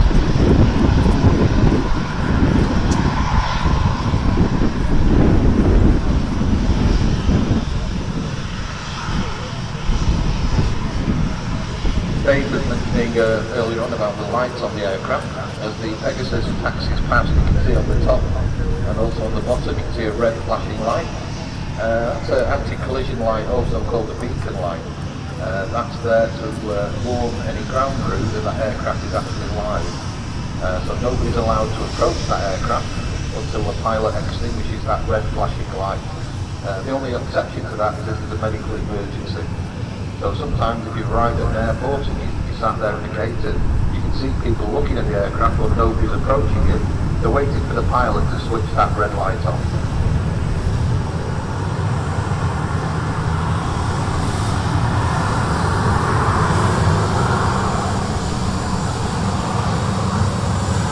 Another inbound, hang on. Where is he? Just touching down, we have a Lauda Europe Airbus A320-200, which is operating Ryanair's flight 5872 from Zagreb. Lauda Air, started off by the late great Nicky Lauda, now been substituted into Ryanair. This aircraft has been re-registered as part of the Ryanair Baltic. Talking about lights again, you can see on the wingtips of the Lauda that the white flashing strobe lights. Pilots have to switch those on when they're entering a live runway and switch them off when they're leaving the live runway. So anything in between. So as that aircraft leaves the runway, you might well see those white flashing strobe lights go out. There we go, we switch them off. Also at the end of the wing, you see the right hand wing there's got a green light on it, and as the aircraft swings round, you'll see the opposite wing has a red light on it. That's to indicate sort of people looking at the aircraft, especially at night. If you're a pilot at night flying in other aircraft, if you can see that green light, you know the aircraft's flying from left to right. If you see a red light, you know it's flying from right to left. You can't actually see the aircraft itself. Here's a fun fact which has come up on my phone.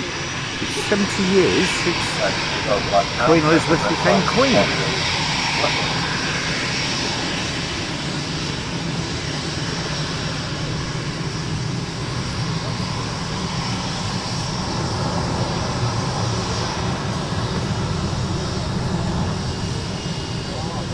Starting to rain again. Another inbound.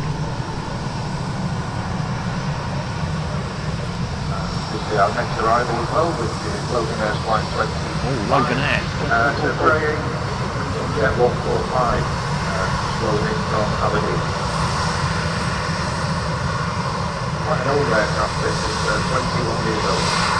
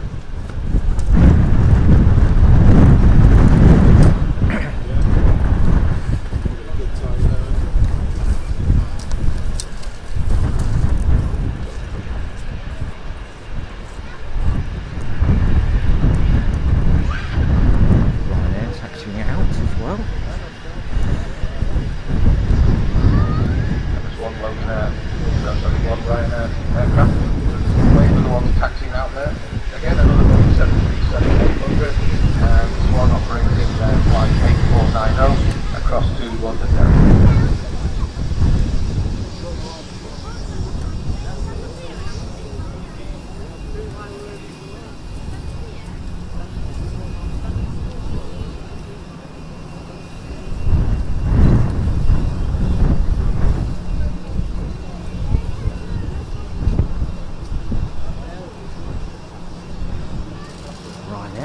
Taking off, get him as well, hopefully. Wow, he's gone up really early.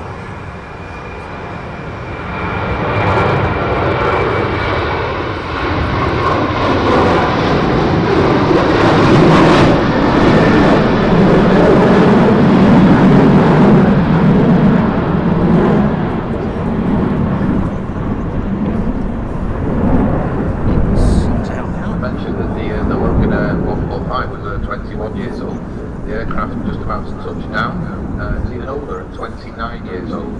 Boeing 757 Series 200 belonging to Jet 2. Again, this particular aircraft is painted in the Jet 2 Holidays colour scheme. Can't see the screen, guys.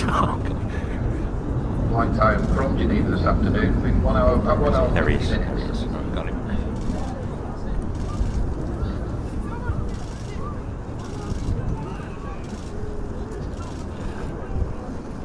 Jet 2 757.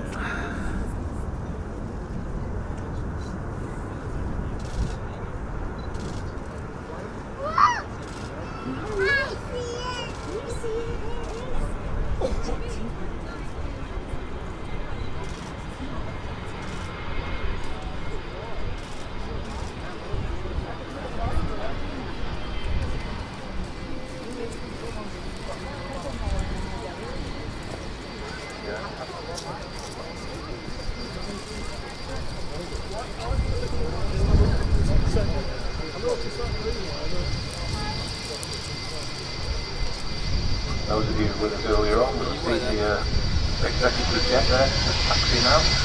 That's Cessna 560 Citation. That's on its way down to Marlborough. Good to get taxiing out as well now.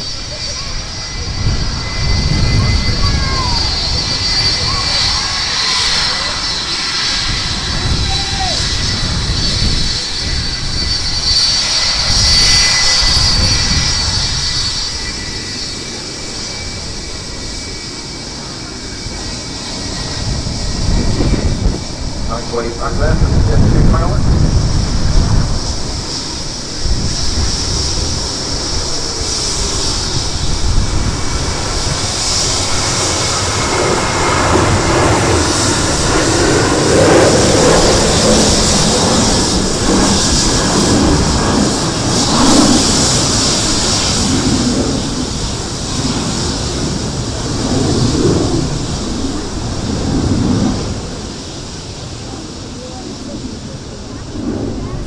Good stuff. As the Citation taxis down to the end of the runway, we have another arrival. Got another arrival, guys. Another Ryanair Boeing 737-800. Another This Ryanair. time on its way in from Rome. I didn't realise Ryanair flew so much here, to be honest. Obviously, we're quite used to them at Stansted, where it's all pretty much everything's Ryanair.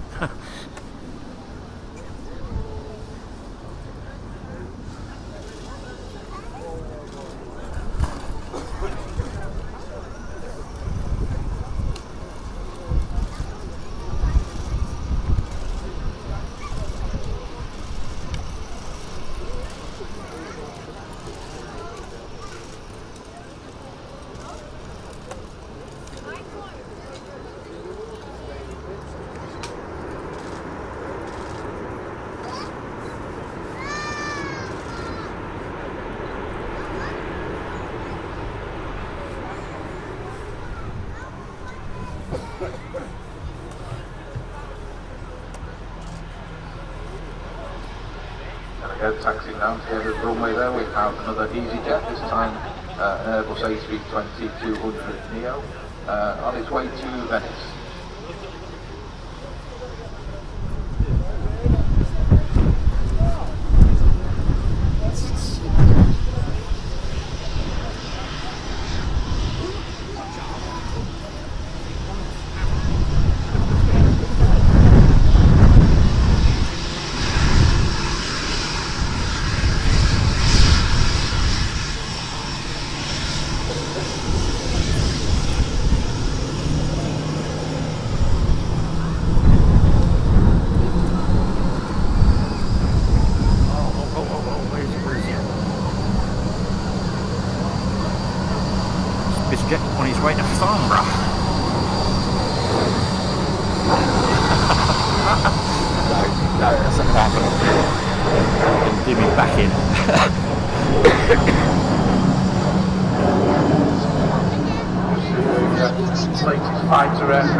departing there. Next. They're just little rocket ships, aren't they, these jets?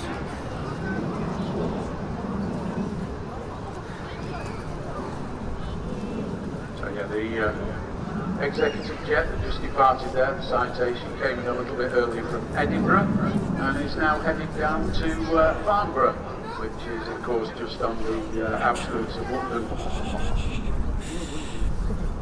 That particular aircraft belongs to a company by the name of NetJets UK, which is a subsidiary of a company that was started a few years ago in America, known as NetJets. Basically, what that company does, it's known as fractional ownership. The call sign of the aircraft is actually fraction, and what that involves is for people who can't afford to buy an executive jet, as in most of us, wasn't it? what you can actually do is you can buy a share in an executive jet, a bit like a timeshare, and you get use of that aircraft for a particular length of time each year, depending on how much you pay. So if there's anybody out there who fancies taking the mates to Mallorca on an executive jet, get in touch with NetJets, buy a couple of weeks worth of the aeroplane, So and EasyJet. off you go. Lined up, ready to go, and rolling.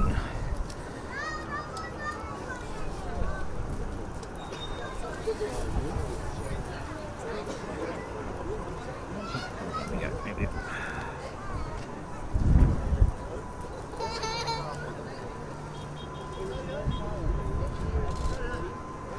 Someone's got the Neo branding on the fuselage.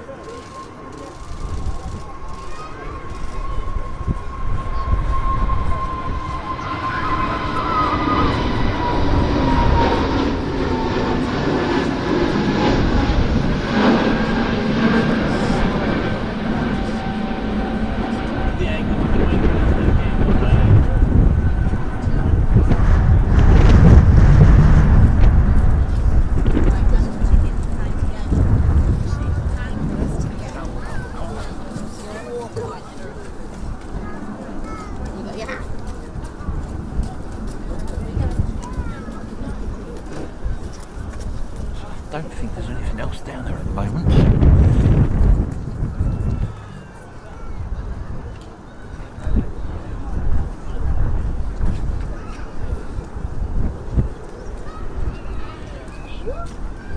Phil Thomas on YouTube says it's bright and sunny but very windy in York. Oh, right, Ryanair.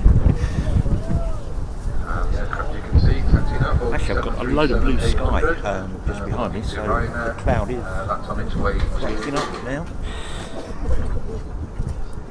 But it's cold. Very cold. Scheduled for an hour. Probably won't take that long at all. As that one taxis out, we have another Ryanair on the Luke's front. saying A380 is due out in That's about a 30 minutes. 37800 and flown in from Madrid. Flight time from Madrid, 2 hours 33 minutes. Got inbound.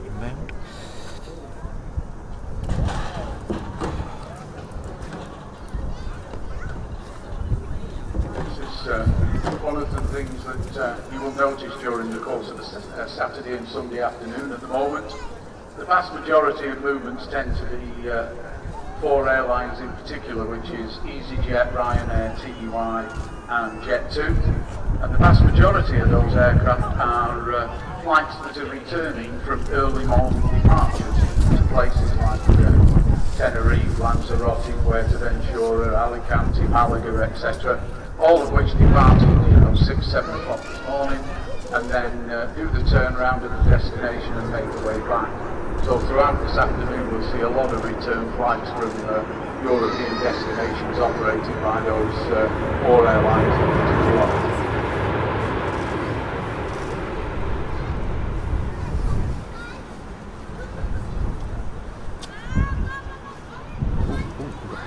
As I mentioned earlier, Another Ryanair, on the wing of the Ryanair there. Let's see if we taken can off, he's turn them done an on intercept there. Should be when he gets to that red line of lines that you can see, which marks the official start or boundaries of the runway. those that don't know, there are actually 2 runways here, but since COVID, they're only using this near one. There's another one parallel.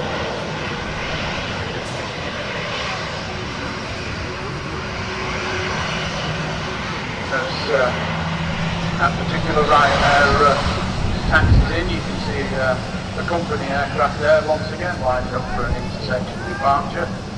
And once again, this is another Ryanair 737-800, and this particular aircraft is making the return journey, having arrived earlier from Dublin. Ryanair City at the moment.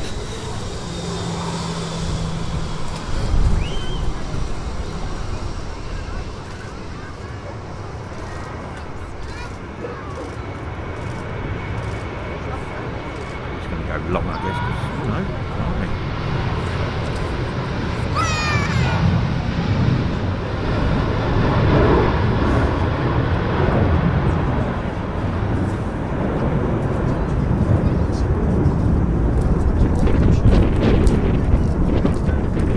That was an interception on the runway. It's gone up really quick.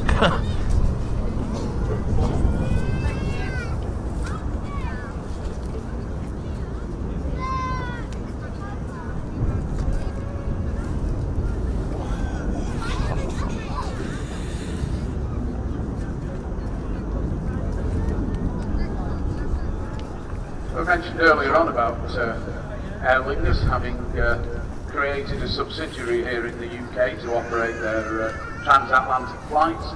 We saw the Airbus A380 depart a few minutes ago to Bridgetown in Barbados, and very shortly to appear taxiing out will be their latest Airbus A321 Neo long range aircraft, and that's going to operate the service to New York's JFK Airport, named of course after President John F. Kennedy. Wow. Idris in the Seychelles Islands. Hello.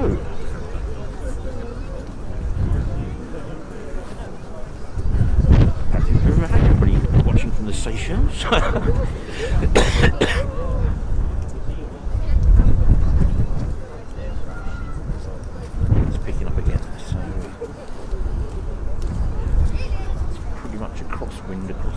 The airfield, to be honest, so could make some interesting landings potentially.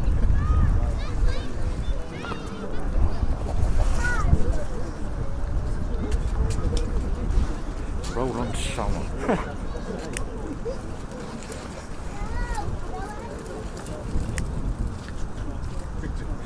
We will come back to Manchester in the summer, go south side, do a stream, so I do like it over there. Pretty muddy, I reckon, at the moment. 787 Dreamliner from Abu Dhabi, followed by the Emirates Airbus A380, and the last of our Middle East 3 is today's Qatar Airways Boeing 777-300 Doha, and that particular aircraft is currently flying over Leicester, descending obviously toward Manchester. Should be with us in around about 20 minutes or so. Qatar Airways, another airline that have used a variation of aircraft types on their Doha route.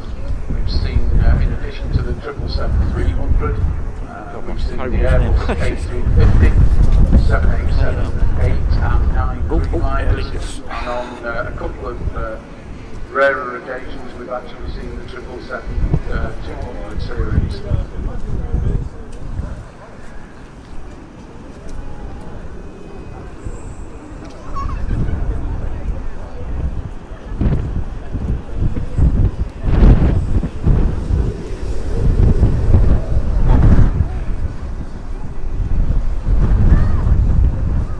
Yeah, it's definitely getting windier.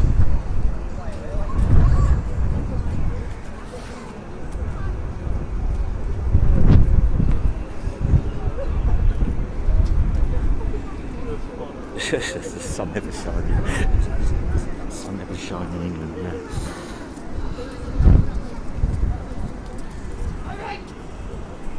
can always tell when the wind picks up, the fence makes a lovely sound.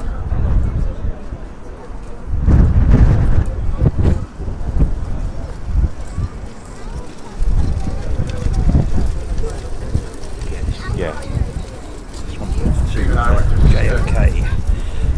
saying there, we're managing to get 1 or 2 patches of blue sky in the hope that we might see some of the high-level flyovers going over Manchester toward the US and the Caribbean. Of course, Murphy's Law, once you get the blue sky and the clouds disappear, Another Ryanair making its way out. So we'll keep our fingers crossed and hopefully... I really didn't realise there were so many Ryanairs here. It's quite amazing.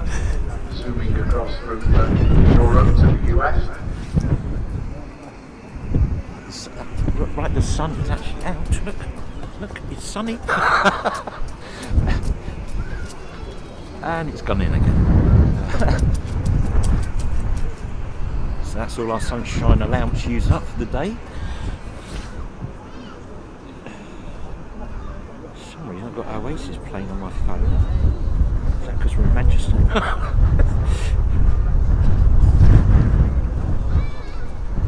God, I love technology.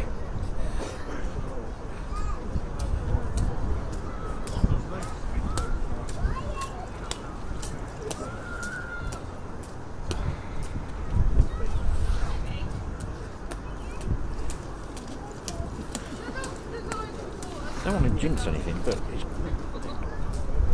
for those of you who are regulars, you'll know that normally our YouTube stream just fails and we can only stream on Facebook, but today it's behaved itself.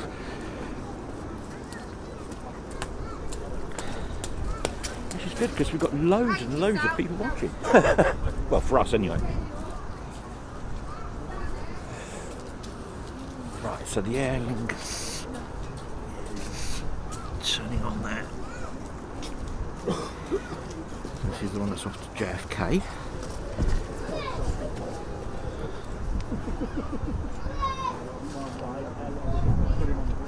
So you can see the Aer Lingus A321neo there, just turning onto the runway.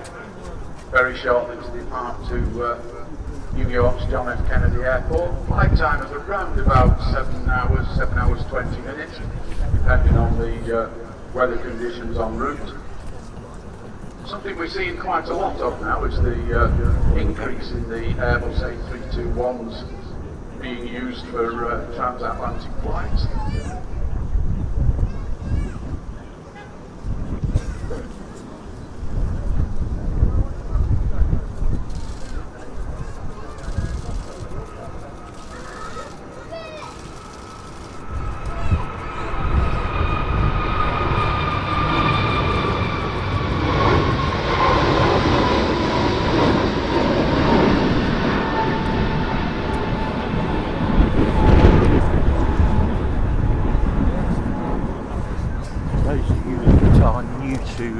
Our streams. As I mentioned, We also, what we actually do is we're a transport publisher.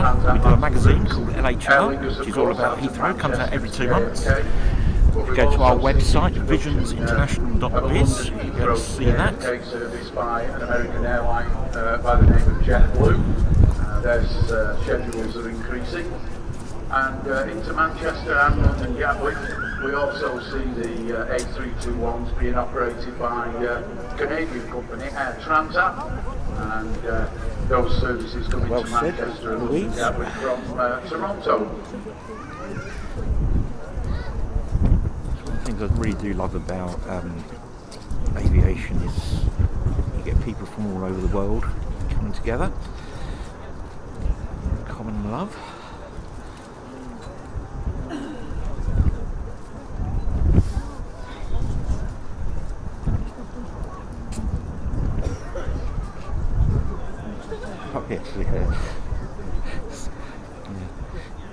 Every airline delivery is designed by just one man.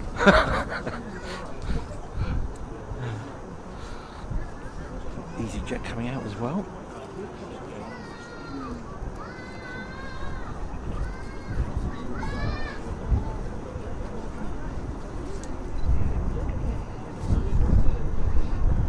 And then we have another departure, taxi down to the end of the runway, an Airbus A320 Series 200, operating EasyJet Flight 2141 to Belfast.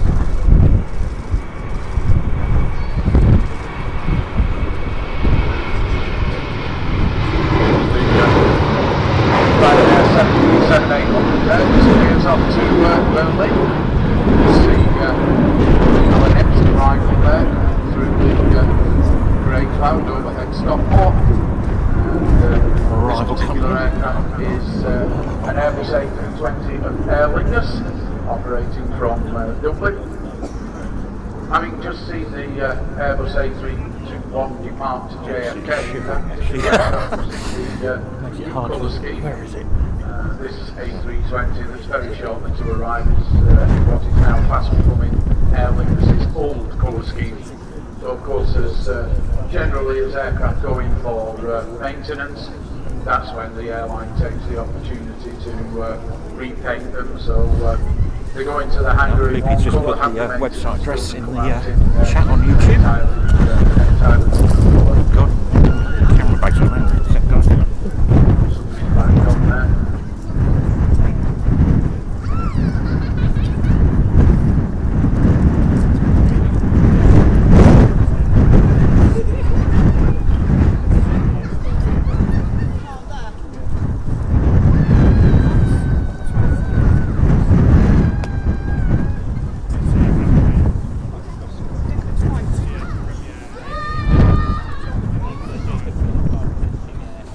Just to mention to those of you who may have recently joined us, don't forget of course we are Camera bag just operating flew off our the bench. Concorde, programme of Concorde short tours.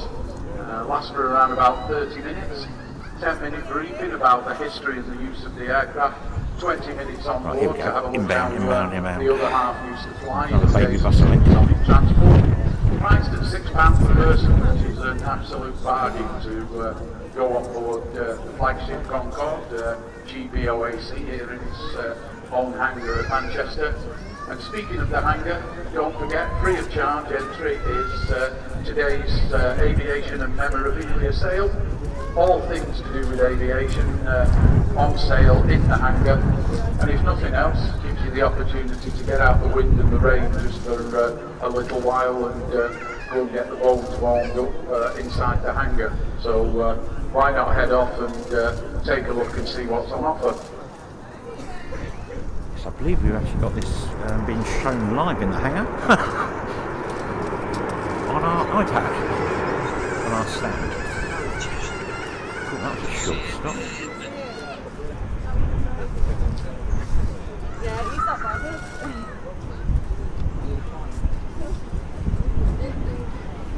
EasyJet As you can is see, having arrived from Dublin, the aircraft is fairly light and had that taxiway over to the left there not been closed, I think he'd have managed to make the turn off there. Really, yeah. Off at the rapid exit Short landing. taxiway directly in front of the runway visitor park. We call this the rapid exit taxiway basically because it's placed at 45-degree angle to the runway, which means the aircraft can exit the runway at a much faster if they have to come off at 90 degrees.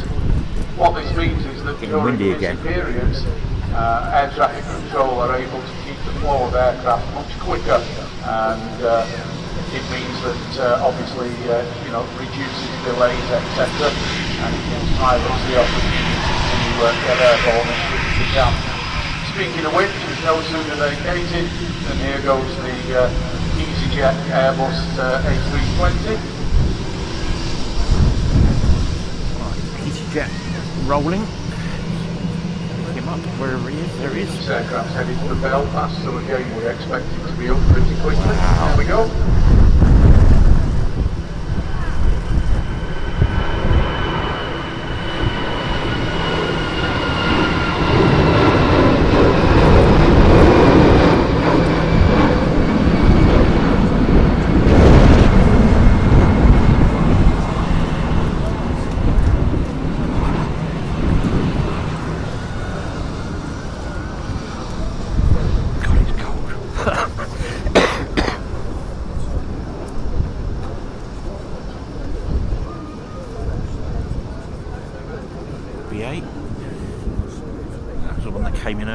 from Heathrow, presumably going back, I guess. Embraer, Embraer coming in shortly. Good. Yeah, crowd building, because I was just thinking that, Loops. I was thinking it's just not getting a bit busy here. It must be the 380 going out, because it is a big attraction for people. Talking about A380s, as I said earlier, we have got a book coming out very shortly. Well, say shortly, it's going to be about April-May time, on the A380, called the A380 data file. It will have a picture of every single A380, plus all the history, lots of tables, lots of information. Like I say, I think that's going to be out around about May. Joint work between myself and Charles Kennedy. You may have noticed the sign mentioning the name Louis Poulon Way. Louis Poulon has connection sort of with the British Airways shuttle flight. Is that Louis, back in 1910, on the 27th of April, won the inaugural London to Manchester sort of air race competition, which was launched by Lord Norcliffe, who was then the proprietor of the Daily Mail. Lord Norcliffe offered £10,000 for the first airman to fly from London to Manchester. Louis did that. He was in competition with an Englishman called Claude Graham White. Please give us a like Graham White subscribe. Got held back by weather. Let the door open for Louis, who actually went on to win the prize of £10,000, which from 1910 in today's money is getting on for £750,000. Louis landed. Hey Mathieu, hope you're well, sir. Winning to third on the border there. Mathieu's one of our writers for our Heathrow magazine. Avenue nearby, and one of the houses there has a plaque to commemorate the event. But that's why when you can come in, or when you go to leave the park, if you have a look on your left as you're leaving, you'll see the sign Louis Poulon Way, and on there there's a picture of Louis and his aircraft. So quite an adventure. And you were saying that BA shuttle on its way down to the runway. No, not in Manchester. We've been here for about half an hour, not long. No way. Weather's always glorious here in Manchester. Look at it today. Absolutely beautiful. So our next arrival here, just dropping over the threshold of runway 239, is an Embraer 190 regional jet belonging to a subsidiary of British Airways known as British Airways City Flyer Express, and this particular aircraft is inbound from Chambéry in France. Seas crabbing again.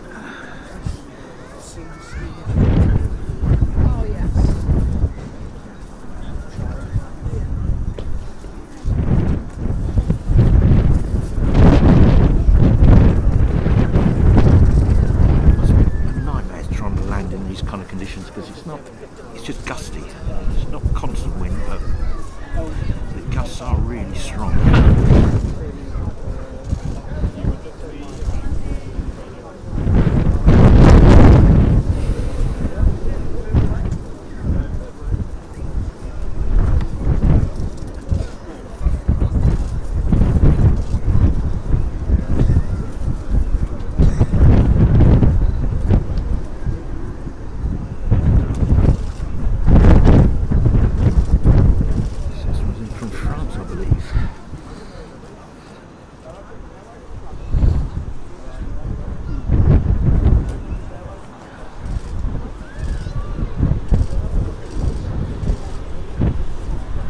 A321 is about to line up on the runway.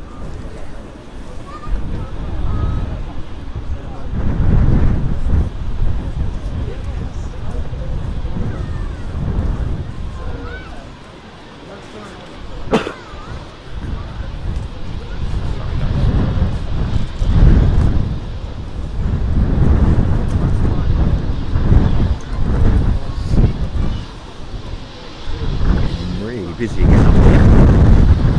Even yesterday, when it was actually rained all day yesterday, which is why I didn't actually stream it yet. But when the 380 was coming in and going out, this mound was absolutely chock with people. Lots of umbrellas as well, to be fair, but it is a big attraction.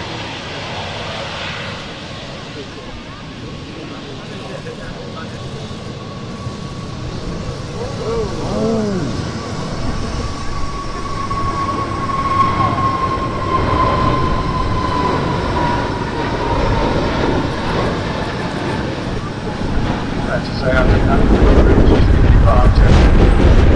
illustrates the justness of the wind.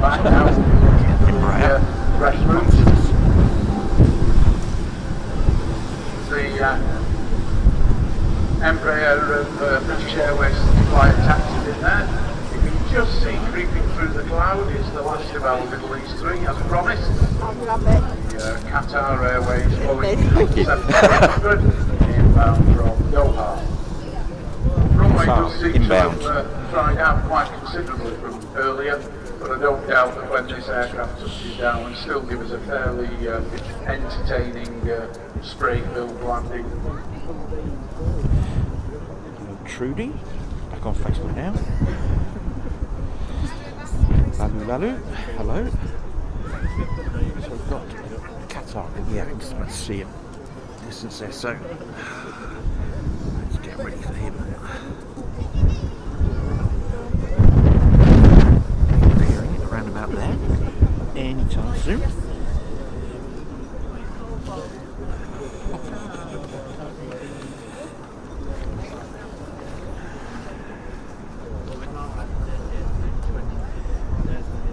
Our stand is literally underneath the nose of Concorde. It's really cool. Look up there. It's Concorde right in front of us. Like mini tours at the moment. 20-minute tours. You can go on board. Ryanair 737-800, you can see taxiing out there, is on its way to Krakow. Oh, where's the Qatar gone? He's going to be here in a second, I think. Maybe.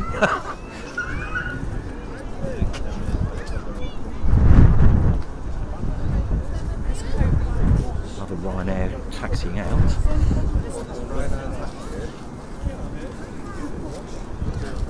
So the 777, see they're coming to land now, the second biggest aircraft we currently have flying into Manchester. Here we go.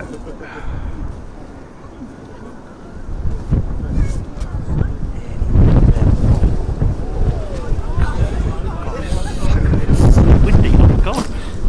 Bags have fallen off again. Thank you. Cheers.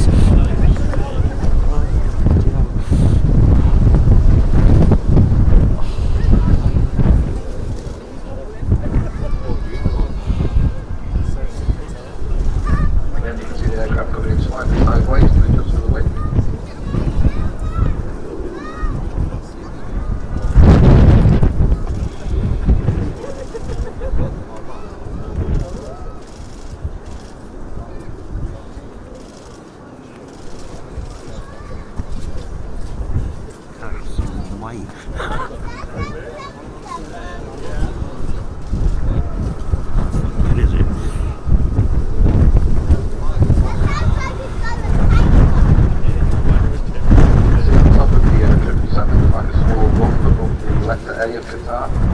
That's for internet access for the passengers.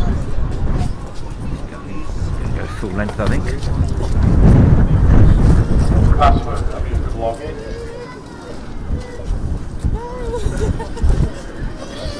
Despite my optimism regards the likelihood of a pretty spray-filled landing, as you can see, the flight crew have been very, very gentle in terms of bringing the aircraft to a slow down and vacating the runway. I mentioned earlier on, of course, when the conditions are wet, no different than if you're driving your car and you hit the brakes hard. The first thing that happens, of course, is the car starts preparing dinner. and aircraft are no different. The flight crew applying the brakes too harshly, the aircraft will quite literally begin to slide. And the last thing you want to do with a £200 million See how busy it's getting. on the side of the runway into the grass. Not only does it make a mess of the grass, it doesn't do the aircraft any good either. So that's why the reports that the operations personnel here at Manchester provide to air traffic control, which of course Right there. Flight crew is so important. Be the next one out. They know what the braking action is like, and they know how to ensure that the aircraft remains This stable. guy's head.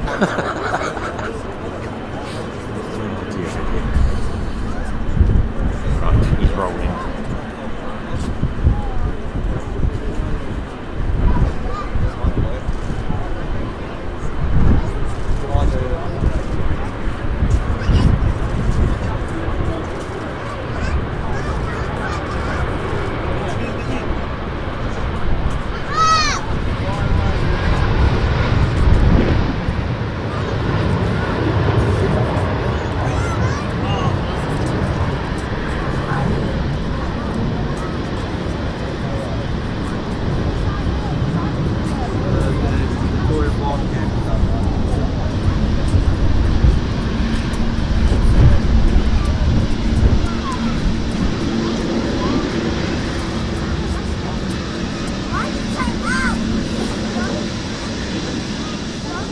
We're going to give the flight crew away to Taxiway Departure.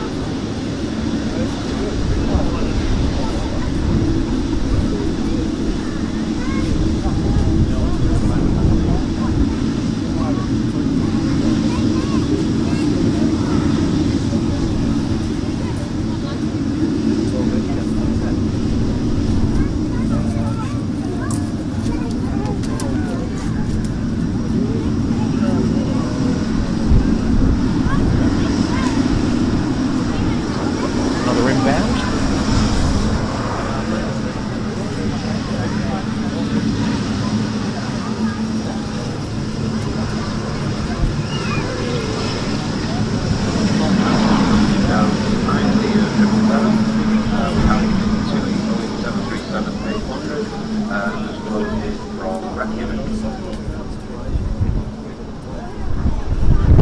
Almost forgot to mention there, if you look at the tail of the Qatar 777, Quite getting on. see a stylized antelope on the tail of the aircraft. This is actually an oryx, which is an antelope that lives in the desert and is the national symbol of Qatar, hence why it appears on the tail of all of their aircraft fleet.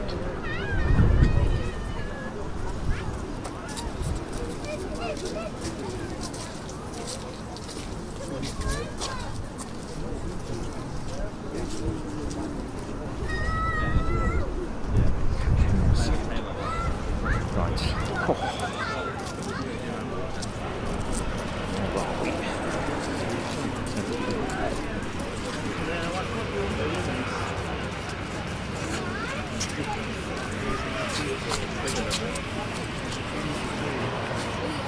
Pop onto YouTube.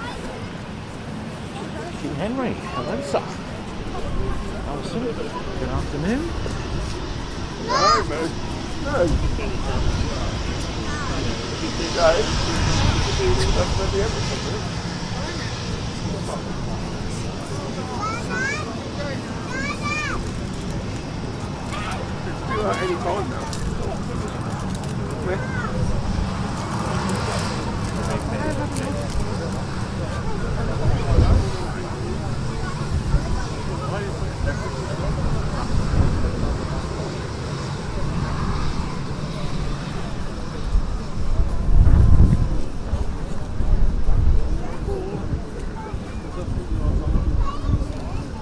The sun's come out again.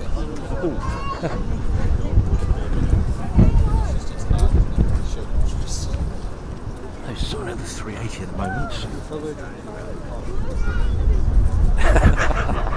Kevin, yeah.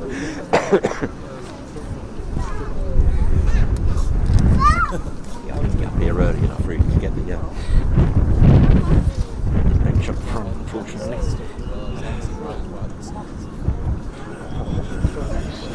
Next arrival here, you see the Got an arrival apparently. landing lights there coming over There we the go. Greenway Road is an Airbus A320 of EasyJet. This particular aircraft is inbound from Geneva. Unsurprisingly, of course, this time of year, we get an awful lot of the charter flights from what we would class as ski destinations. Cold places place. like Geneva, Salzburg, Innsbruck, etc. And most of the airlines operate these flights through until the summer schedule will start at the beginning of April.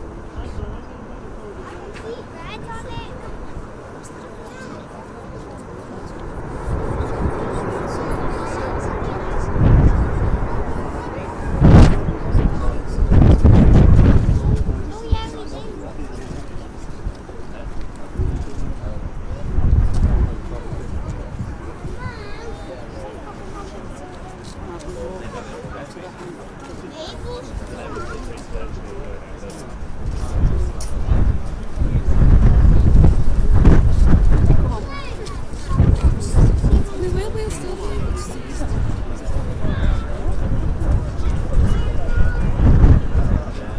Something else coming out. Let's see what that was.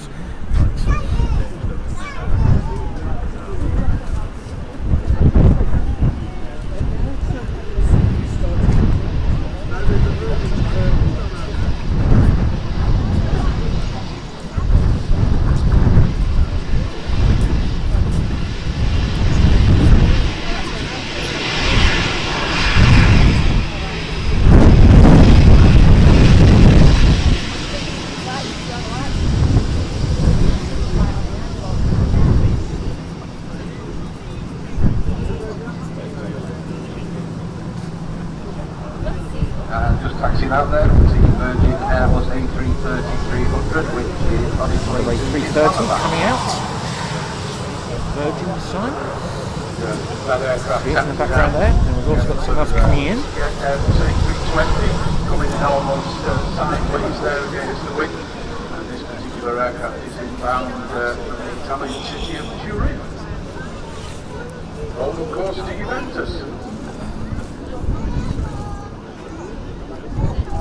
Oh, that was interesting. Wow.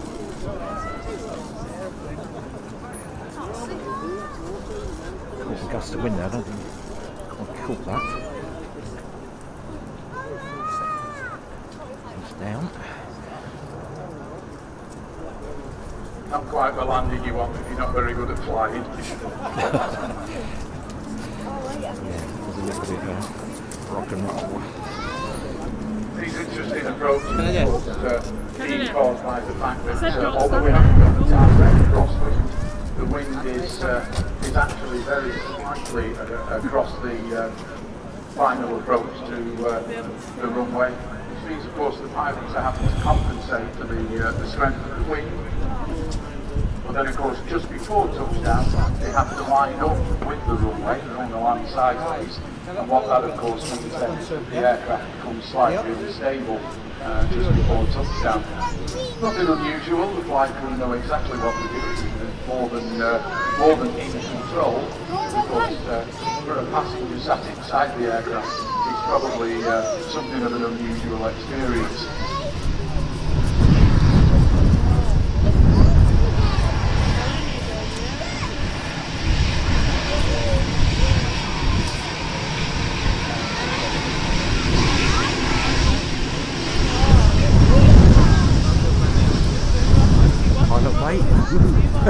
So we mentioned the runway quite a lot today. Runway is runway 23 right. So what do those numbers actually mean? Well, 23 is that's the direction in which that runway is pointing. So if you actually go to runway 23 right, you're actually heading 230 degrees away in the opposite direction. The other way. That's 05 left. Again, 05. So on that runway, down that runway, going on. you are heading 050 degrees from north.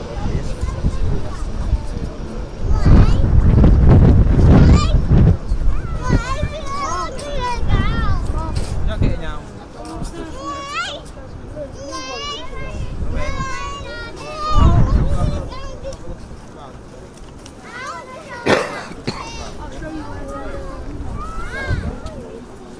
So as Steve mentioned there, the Virgin Atlantic Airbus A330 very shortly to depart to Islamabad. Virgin Atlantic now have got two there. particular types of aircraft based here at Manchester, the Airbus Virgin A330, A330 in coming out addition to in a the minute. Boeing Got that. 787-9 Dreamliner. Those aircraft have been brought here and based at Manchester, Yeah, obviously that's to right. replace the Boeing 747-400s that used to I can't get the legs, operate Virgin I can't get the Atlantic tripod any services. higher because the legs Those were very fall off the sadly, of bench. course, retired by Virgin Atlantic as a result of the COVID-19 pandemic. The last of those aircraft departed Manchester back in December 2020 and has subsequently been converted into a freighter configuration, now operating for an airline by the name of JetX1. One or two of the others have also been converted going out as into well. freighters on behalf of an American cargo company by the name of Atlas Air. But unfortunately, some of the 747-400s of Virgin have sadly gone to the plane maker in the sky, having been broken up at a former Royal Air Force base in Wales known as St Alban. Okay, 330 is lined up by looks of things, so get ready to get that.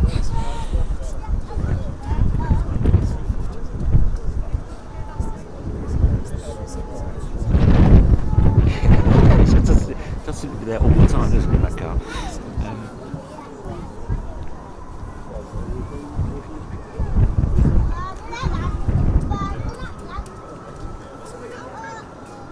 The last time we filmed a Virgin aircraft here, it was one of the 747s that was leaving.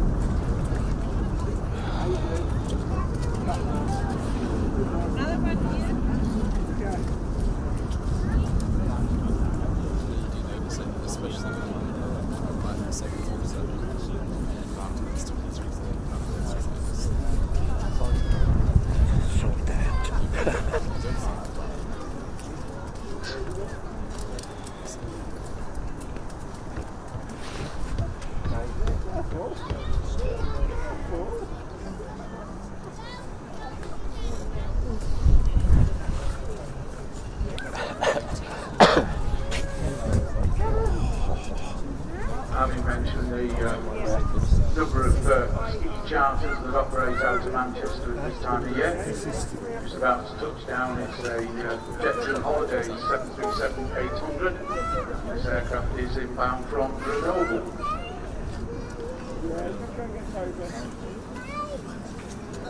From Russia with love. Don't forget a reminder that if you're feeling a little Inbound. bit chilly, Runway Village Park Cafe is open for business. Hot and cold drinks, our famous bacon and sausage farms. So if you fancy just having a little bit of a break from the inclement weather, do feel free to pop into the cafe. If you want to have a look around the Aviation Memorabilia Fair, that's taking place in the Concord hangar. Free of charge to go in. Lots and lots and lots of stuff on sale to do with aviation and other stuff besides. Get to So if 737. you're looking for a bargain, good opportunity to see Gonna do a quick battery what's check. on sale. And don't forget, of course, we've got our exhibits dotted around the runway visitor park. We have the former Monarch Airlines terminals over on the far side of the car park. That's the venue that we use for our flight academy for our younger members.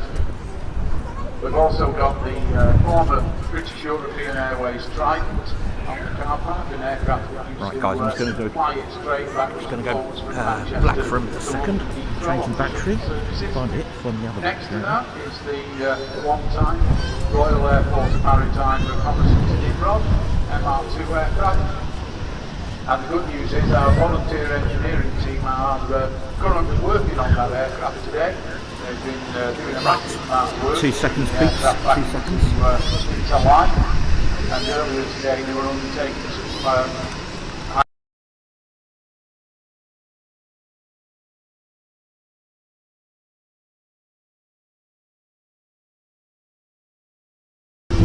keep that aircraft in tip-top. Gust of wind. Right, hopefully we're back on.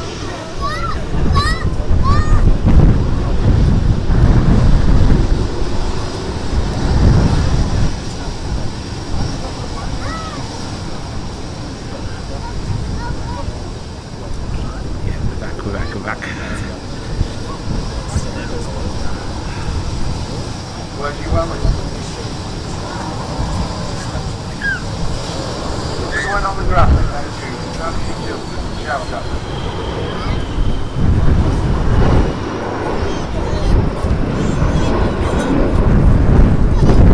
Party there.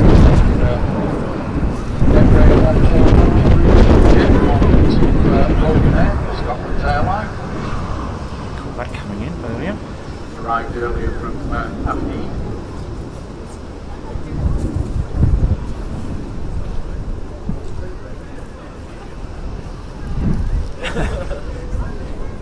Yeah.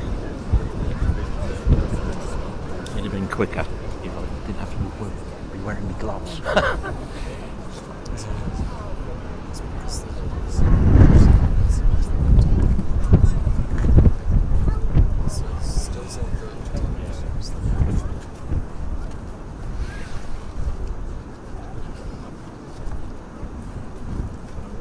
Still no sign of the A380.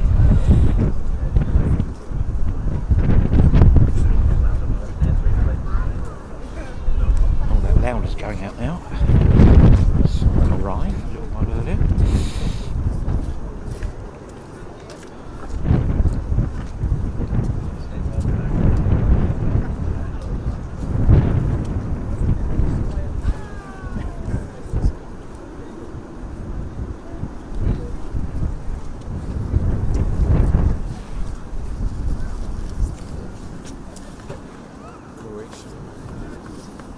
You see the Lauder Air Airbus A320 there, taxiing out very shortly to make the return journey to Zagreb in Croatia.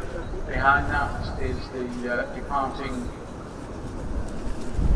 Portugal Express Embraer 190, right earlier from Lisbon, and is very shortly to rotate and head back.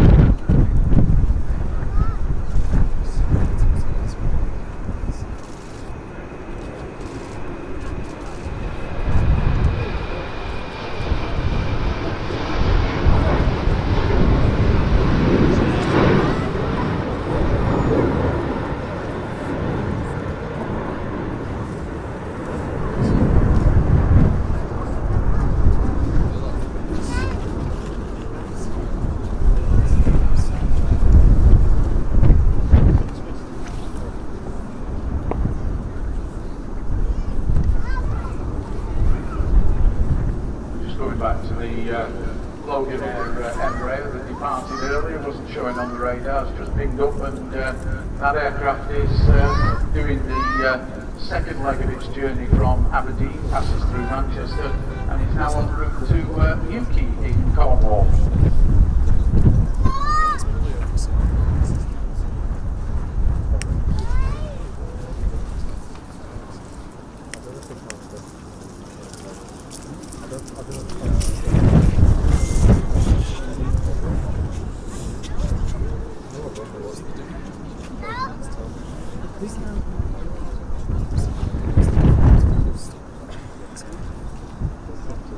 So looks as though before the Lauda Airbus A320 makes its departure to Zagreb. Just see the lights of our next arrival, which surprisingly is another Ryanair 800, this time inbound from Alicante in Spain.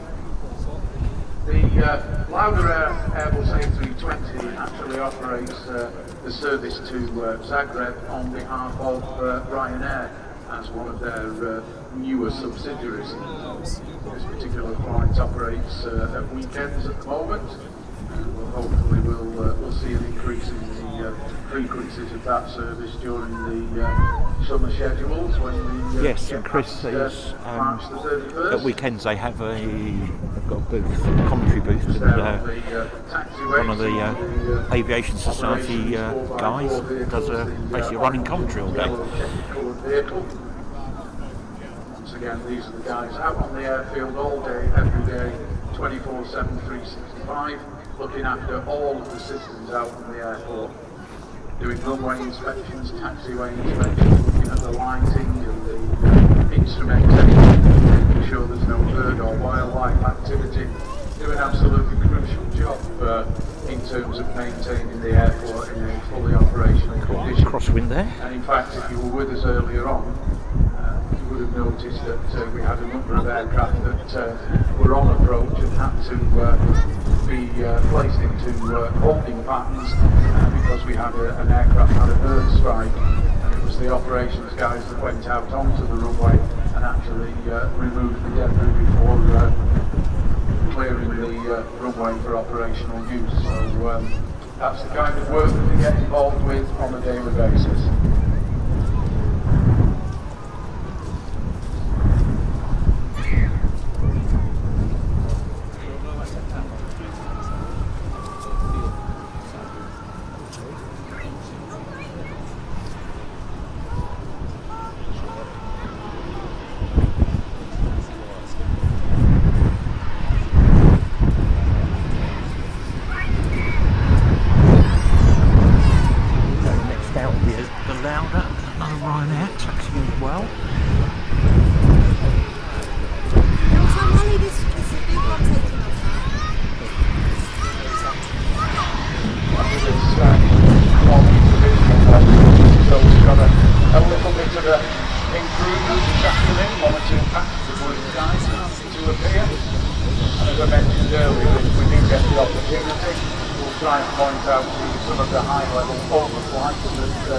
Transit across Manchester from Europe, heading to destinations in the US, the Caribbean and Canada. Fingers crossed we might be able to, as I say, pick up one or two of those going overhead.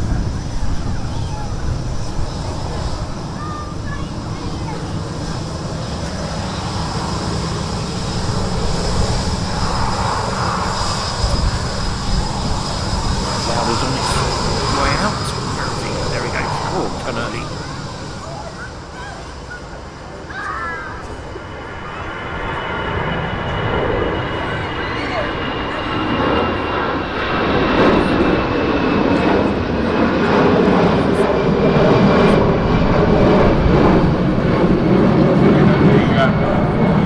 Speed at which the Lauda A320 is airborne there, I don't think Zagreb is a particularly popular route today.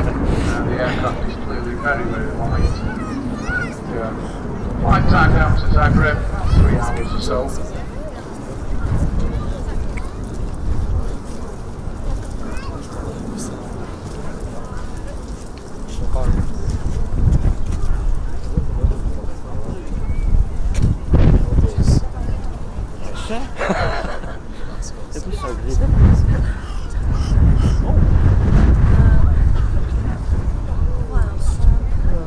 Londoner book, a magazine.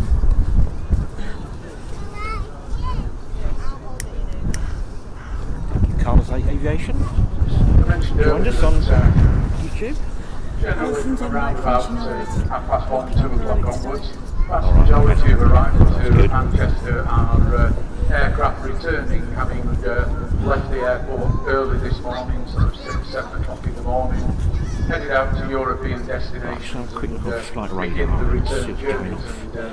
And our next aircraft that's soon to arrive is one of those, belonging to TUI 737-800, departed earlier to Malaga and is very shortly about to make the return journey. So see how much is late. 4 main charter operators here at Manchester over recent months have been Ryanair, TUI, Jet and Jet2.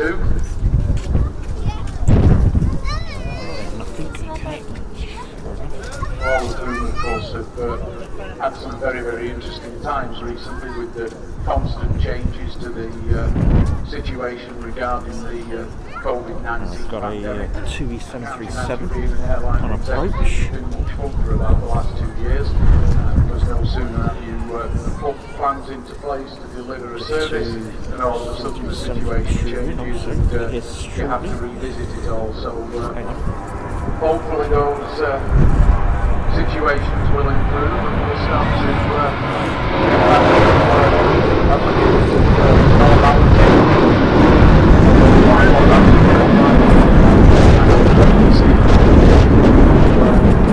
every return to the kind of operations that we had back in 2019.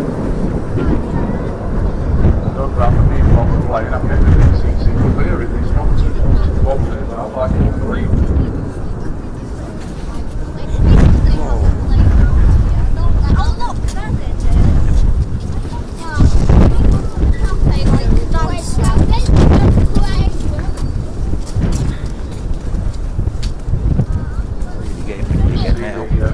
Landing lights there of the TUI 737 inbound from Malaga.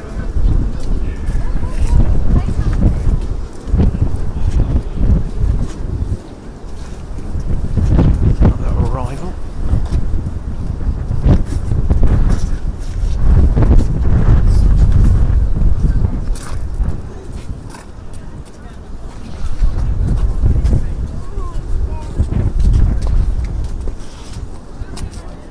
Yeah, Harmony, they do a weekend.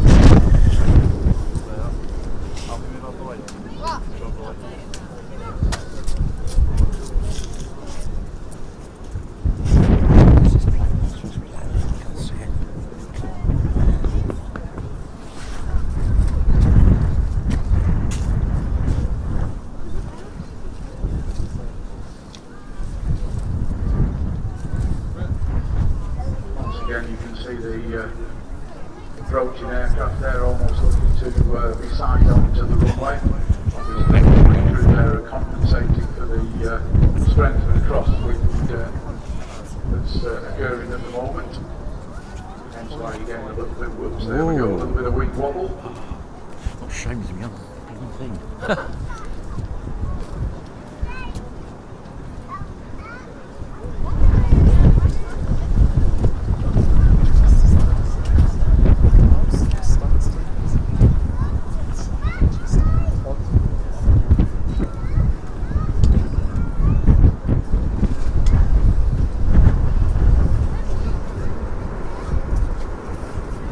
Ask any pilot what constitutes a good landing, they'll tell you what you walk away from.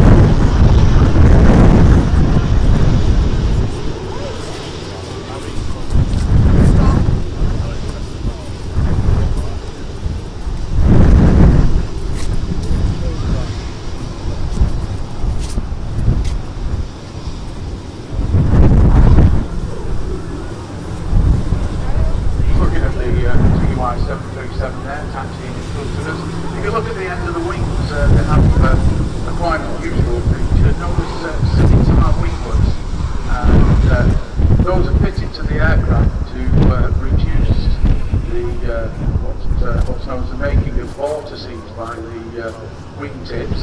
And what that Hello, does Luke, is it in actually New Zealand. increases the efficiency of the wing and reduces the fuel usage. So although they may look a little bit strange, they do make quite a significant difference to the usage of fuel. Coming. And when you imagine that you're operating an airline with quite a number of aircraft, any difference in the amount of fuel that you can reduce is a significant saving to the airline. We've got a little wobbly landing here, the Ryanair 737-800.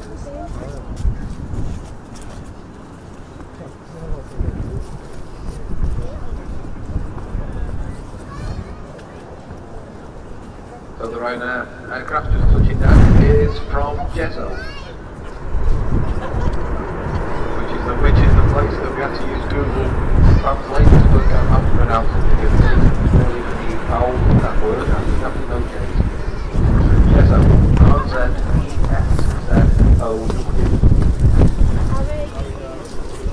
What are you doing with that face?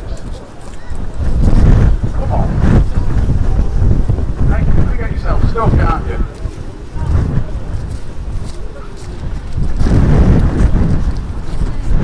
Come on, ask yourself the question. If that was your child who was doing that, what would you be saying? Well, come on. You'd be saying, stop me, would you? Lots of detail. What could you be standing there laughing his head off? Come on, help out. Put your camera down, you will. No, here we go. Hey! Round of applause.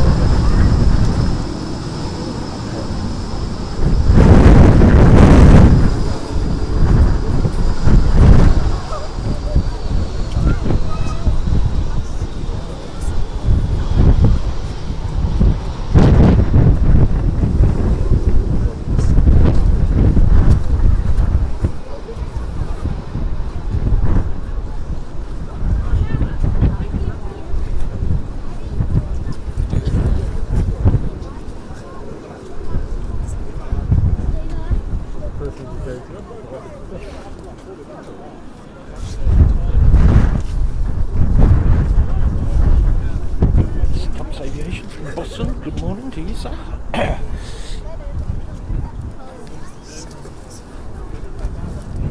Still no sign of the 380. So, who was the first person then to see Manchester from the air? You've all been on planes and you sit there and you look out the window and you try and work out where you are. So, who was the first person to see Manchester actually from the air? That particular honour goes to a gentleman called James Sadler, who was the son of an Oxford pastry cook, and he became the first person to see Manchester from the air on May 1785, believe it or not. Yep, 1785. He took off in a basket, suspended under a balloon, filled with hydrogen gas, which they made on site by mixing iron filings with sulfuric acid. Which doesn't sound very safe, but that's what they did. And he took off from just behind Victoria Station, on what was the site of the co-op building there, Victoria Station. This It's actually gusting up to Balloon Street, 41 its name, which is still there. knots apparently. And he landed near Radcliffe, which lasted 1 hour 45 minutes. Now he had such a good time doing that he decided that he was going to have another go the following week. So he took off again from Balloon Street. This time didn't go quite so well, and he got up to 13,000 feet and nearly froze to death. And eventually landed near Pontefract, where the locals took quite a shine to his balloon because it was made out of silk, and they stole it from him despite his efforts to buy it back. They couldn't get it back. They stole it and made clothes out of it. So James Sadler, the first person to see Manchester from the air, 12th of May 1785. Is he going to be able to land it? Is it right now? Yeah. Oh, you see the flag across the runway, so that's to be exciting. Come on, son, get it down. Whoa! So just touching down, we have Jet 2 Boeing 737-800. This just arrived in from Turin. Flight time of 2 hours and 9 minutes. As we mentioned before, Jet 2 having 2 colour schemes. We've seen quite a few of the Jet 2 holiday scheme, but this one's showing the corporate scheme, the silver and red colours.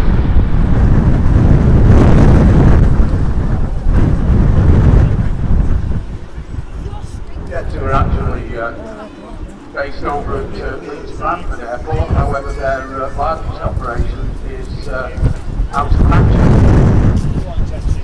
They grew out of an airline known as Channel Express many years ago, and in actual fact their radio call sign is still Chanex. Operate quite a number of 737-800s.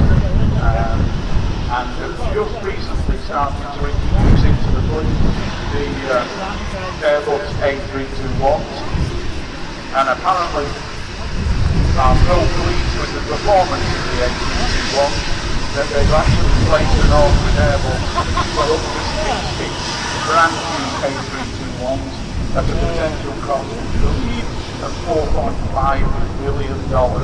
So not only do Jet 2 obviously see a growing future ahead, but most unusual with an airline that chose to change the type of aircraft that they use in the fleet, which is most unusual. As you can imagine, of course, all of their pilots qualified on the Boeing 737 will of course have to retrain to operate the Airbus A321.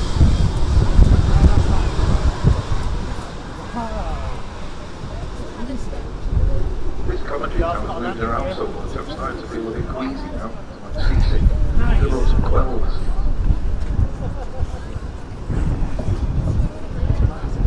And just about to touch down, we have Ryanair's flight 3129. Ryanair next. 737-800 from Thessaloniki.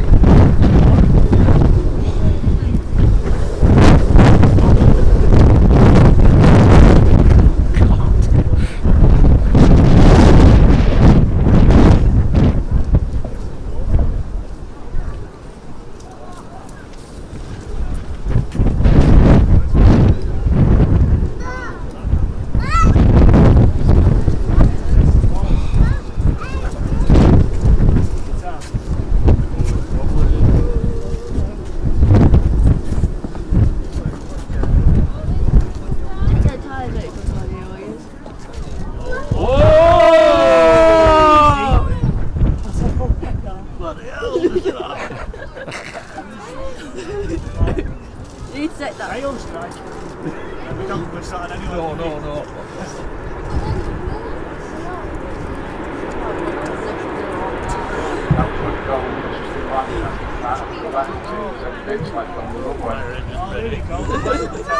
To our left there, you see one of the Manchester Airport fire service response vehicles.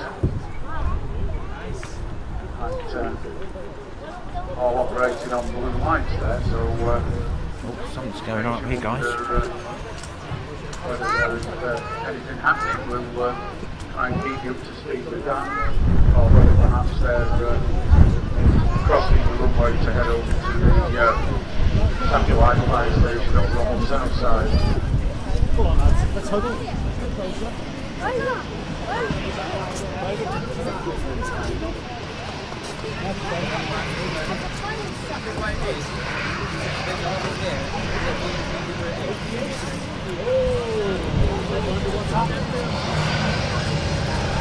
According to the total price.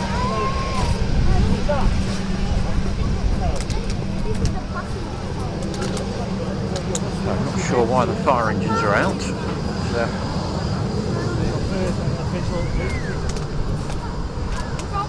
The Embraer 145 that we saw took off a bit earlier on its way to Newquay has declared that it's having a bit of an issue and is returning to Manchester, which is why the fire service is out there. Okay, don't know if you picked that up from the commentary guy. The Embraer is on its way back. It's declared an emergency. Not declared a full emergency, but obviously not happy with something, so they're coming back.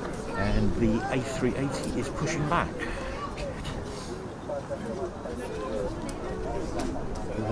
can see it.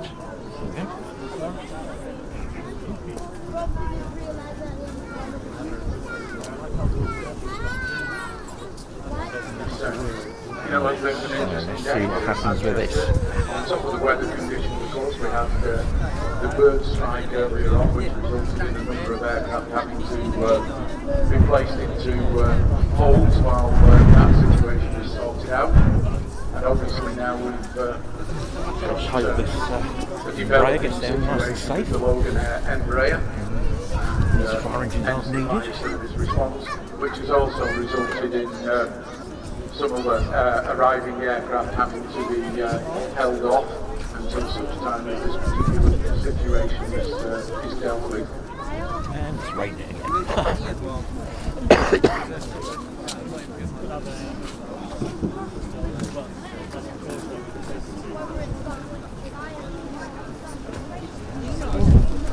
380 is starting to taxi.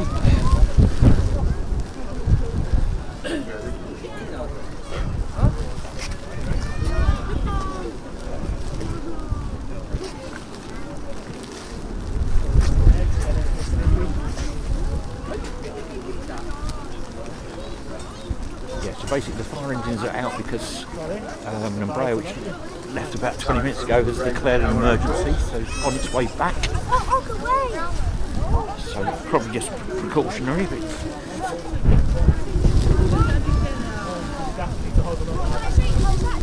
while all of this situation is ongoing, you can see that the Emirates Airbus A380 has pushed back from stand there. We're very shortly starting engines and taxiing out for departure to Dubai. Obviously, of course, all of that will be dependent on the situation with the Logan Embraer 145 returning to Manchester, having recently departed en route to Newquay. Not sure what the problem with the aircraft is. As Steve said, not declared a full emergency, but clearly they consider it serious enough to ask for a standby presence at the airport fire service. As you can see, the airport fire service there have positioned themselves roughly a third of the way down the runway. The reason for that, of course, is there's not much point in them being at the touchdown end of the runway, because they then have to chase the aircraft for quite a considerable distance. What they will do is they'll wait for the aircraft to land, pass them, and then they'll enter the runway and follow the aircraft down the runway. Once the aircraft vacates the runway, it will either stop and the fire service will carry out an inspection. Absolutely. Just to make sure that This stream will be cut if anything serious or happens. they will actually follow it onto stand. If the, Got my hand already on the cable. situation is so serious rainbow as to now. have to stop on the taxiway. Obviously, all of that will become clear Pick it up on the screen. once the aircraft touches down.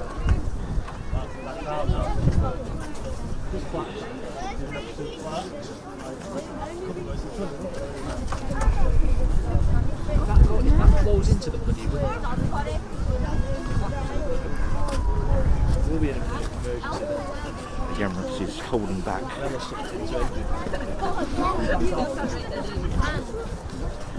I think quite right. Yeah, it would probably land somewhere nearer. I think it'll come all the way back, to be fair.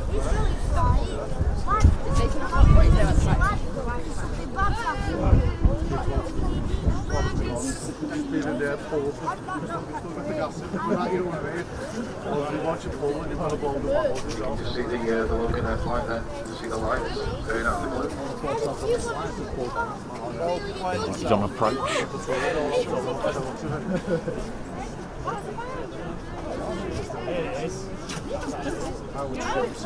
we go.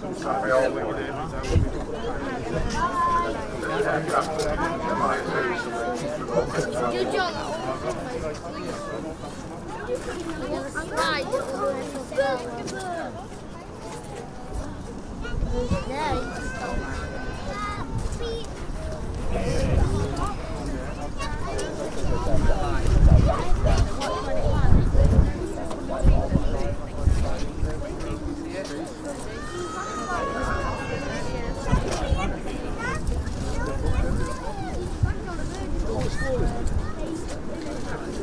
Great landing.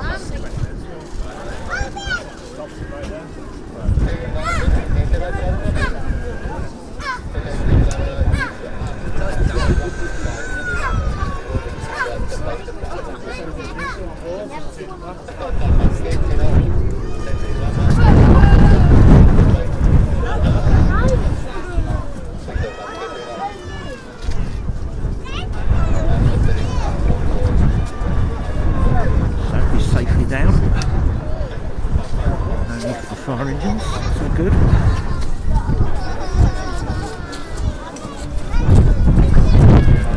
Chasing down the runway now.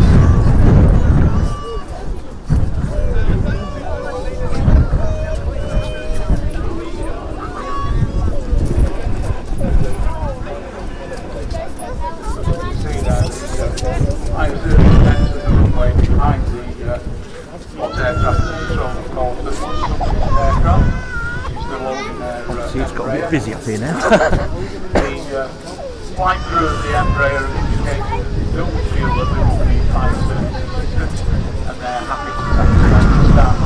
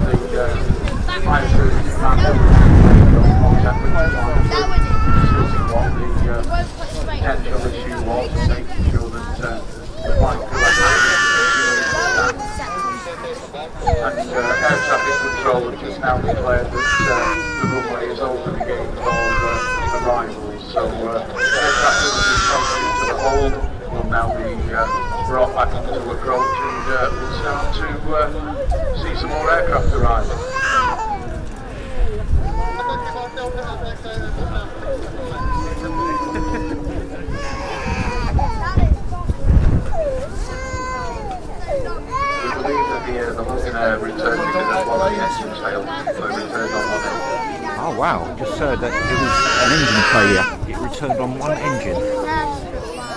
And put it down brilliantly, didn't he? Pretty decent landing that. For an engine aircraft to be able to fly in the country, they have to be able to fly on one engine. That's what seems to be the case with the Logan Air. Good afternoon, everybody. Very windy and cold Manchester. So that Logan Air has just returned because we had an engine failure and all got down safely. Yamutz is now, I think, taxiing out.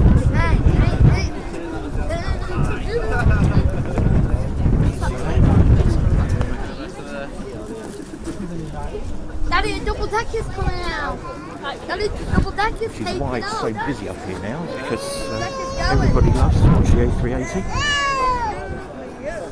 Hopefully you'll rotate early.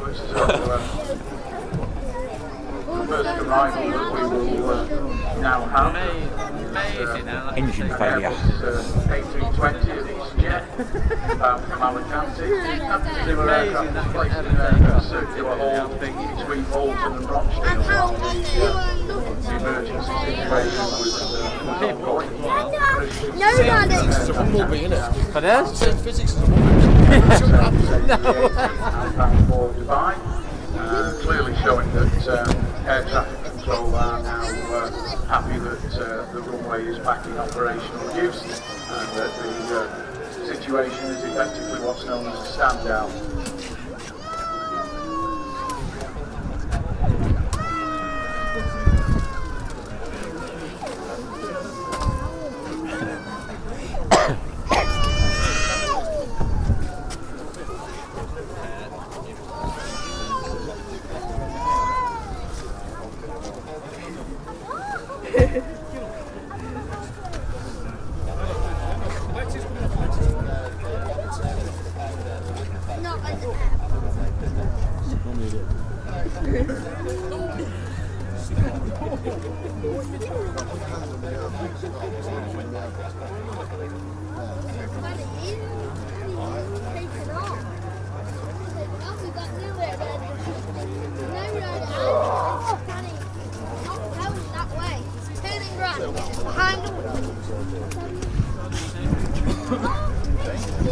Free race wires, yeah, absolutely.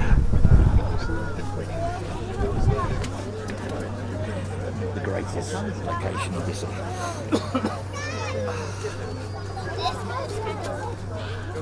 To the right now. Turn on the runway any moment.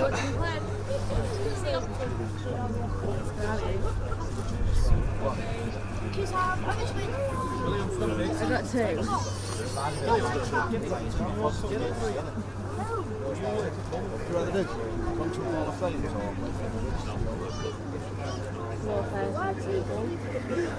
Stay there, just stay there a minute.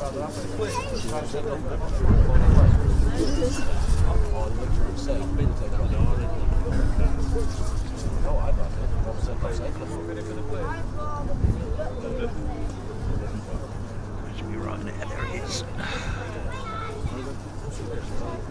So the next aircraft to depart, just lining up on the runway there, is Ryanair's Flight 1593, Boeing 737-800, and that's on its way this afternoon to Cologne. Off to Germany.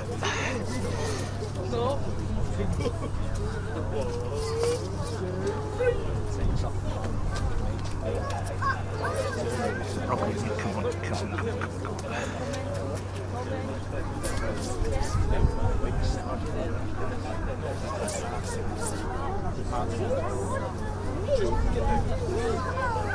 Should we wait?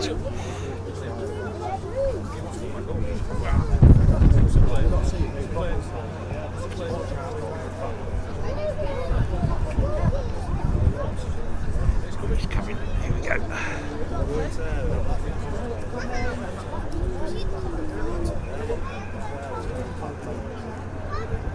The Ryanair 737 begins his takeoff roll. Just a reminder that if you weren't with us earlier, we are today running our short tours of Concorde in the Concorde hangar. Anyone who's interested in undertaking one of those tours, lasts for 30 minutes, 10 minutes for each is a briefing by our very knowledgeable and experienced tour guides. Following which you go on board the aircraft, get the opportunity to take a look at the inner workings of Concorde, an aircraft of course that used to fly supersonic backwards and forwards between London and New York. Those tours are priced at £6 per person, which I can tell you is about it for the experience that you get. If you are interested, please do pop into the runway visitor bar reception, have a chat with the ladies on The reception. Emirates is waiting as we start coming in because he's all the necessary details. stopped down there. If you so wish, or if it's something that you'd like to do at a later date, they'll also be able to help you with that. So that's the Concorde short course of BOHC in the Concorde hangar, £6 per person, worth every penny.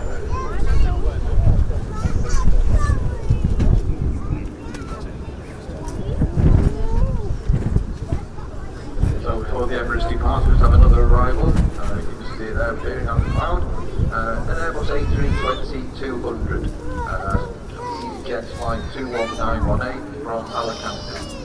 Flight time from Alicante this afternoon has been 3 hours and 4 minutes. So we've got another emergency going on here, just over to our left. Police have arrived here now, something going on.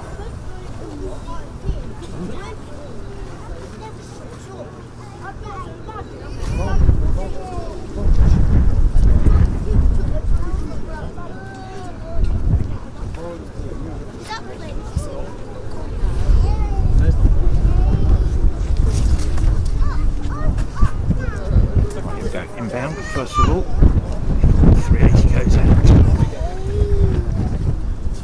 This is the 320 that goes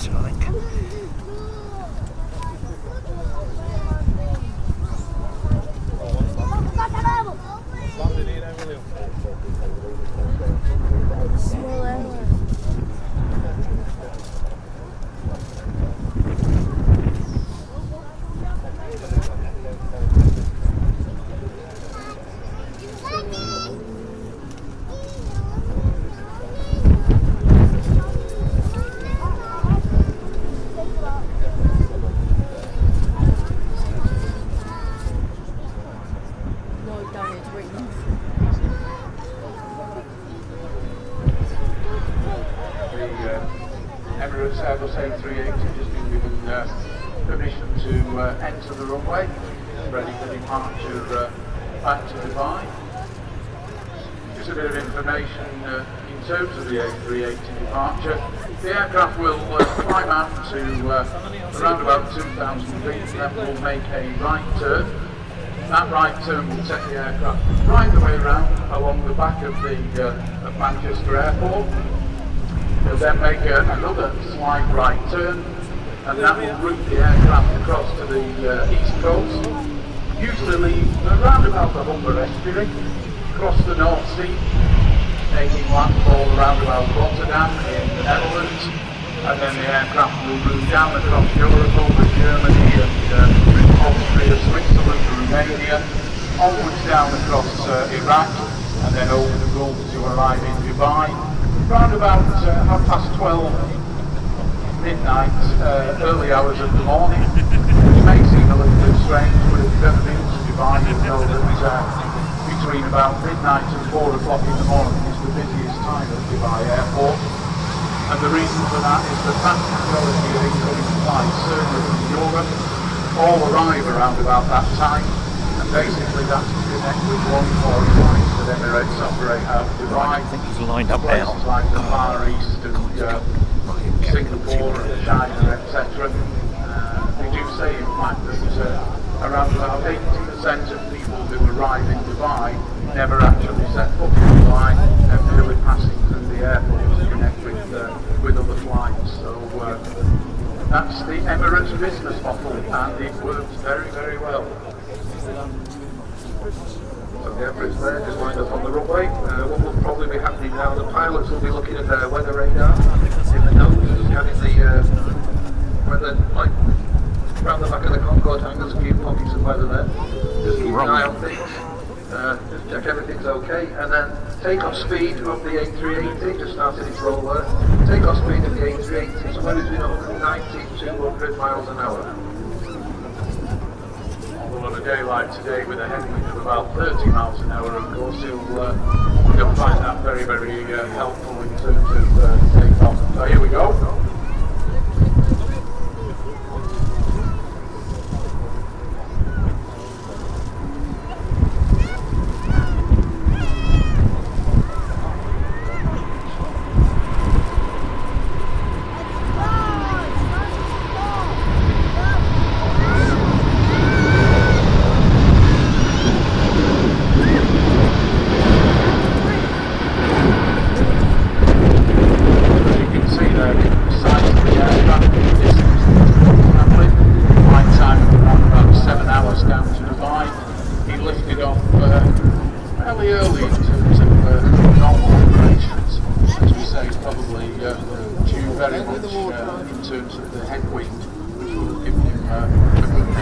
Everybody leaves now.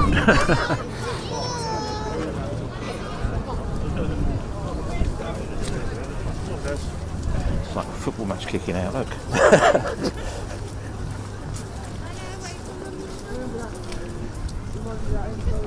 As always happens at the RVP following the departure of the Emirates A380, everybody needs a hasty retreat back to the front. Right guys, I think I'm going to call it a day. Thank you very much for watching. Hope you enjoyed it. So rather than waiting in the queue, why not spend a couple of minutes having a look in the memorabilia fair on the shelf, go back pick up a few and souvenirs of your trip. relieve Sarah from the stand. Hopefully we'll be live again pretty soon, to be fair, so hit the like, subscribe buttons, all that sort of stuff, follows, and put your notifications on. And I think next time we'll be at London City for a bit of rush hour action. So until then, thank you very much, and see you hopefully soon. The numbers of aircraft in the fleet significantly, and one particular airline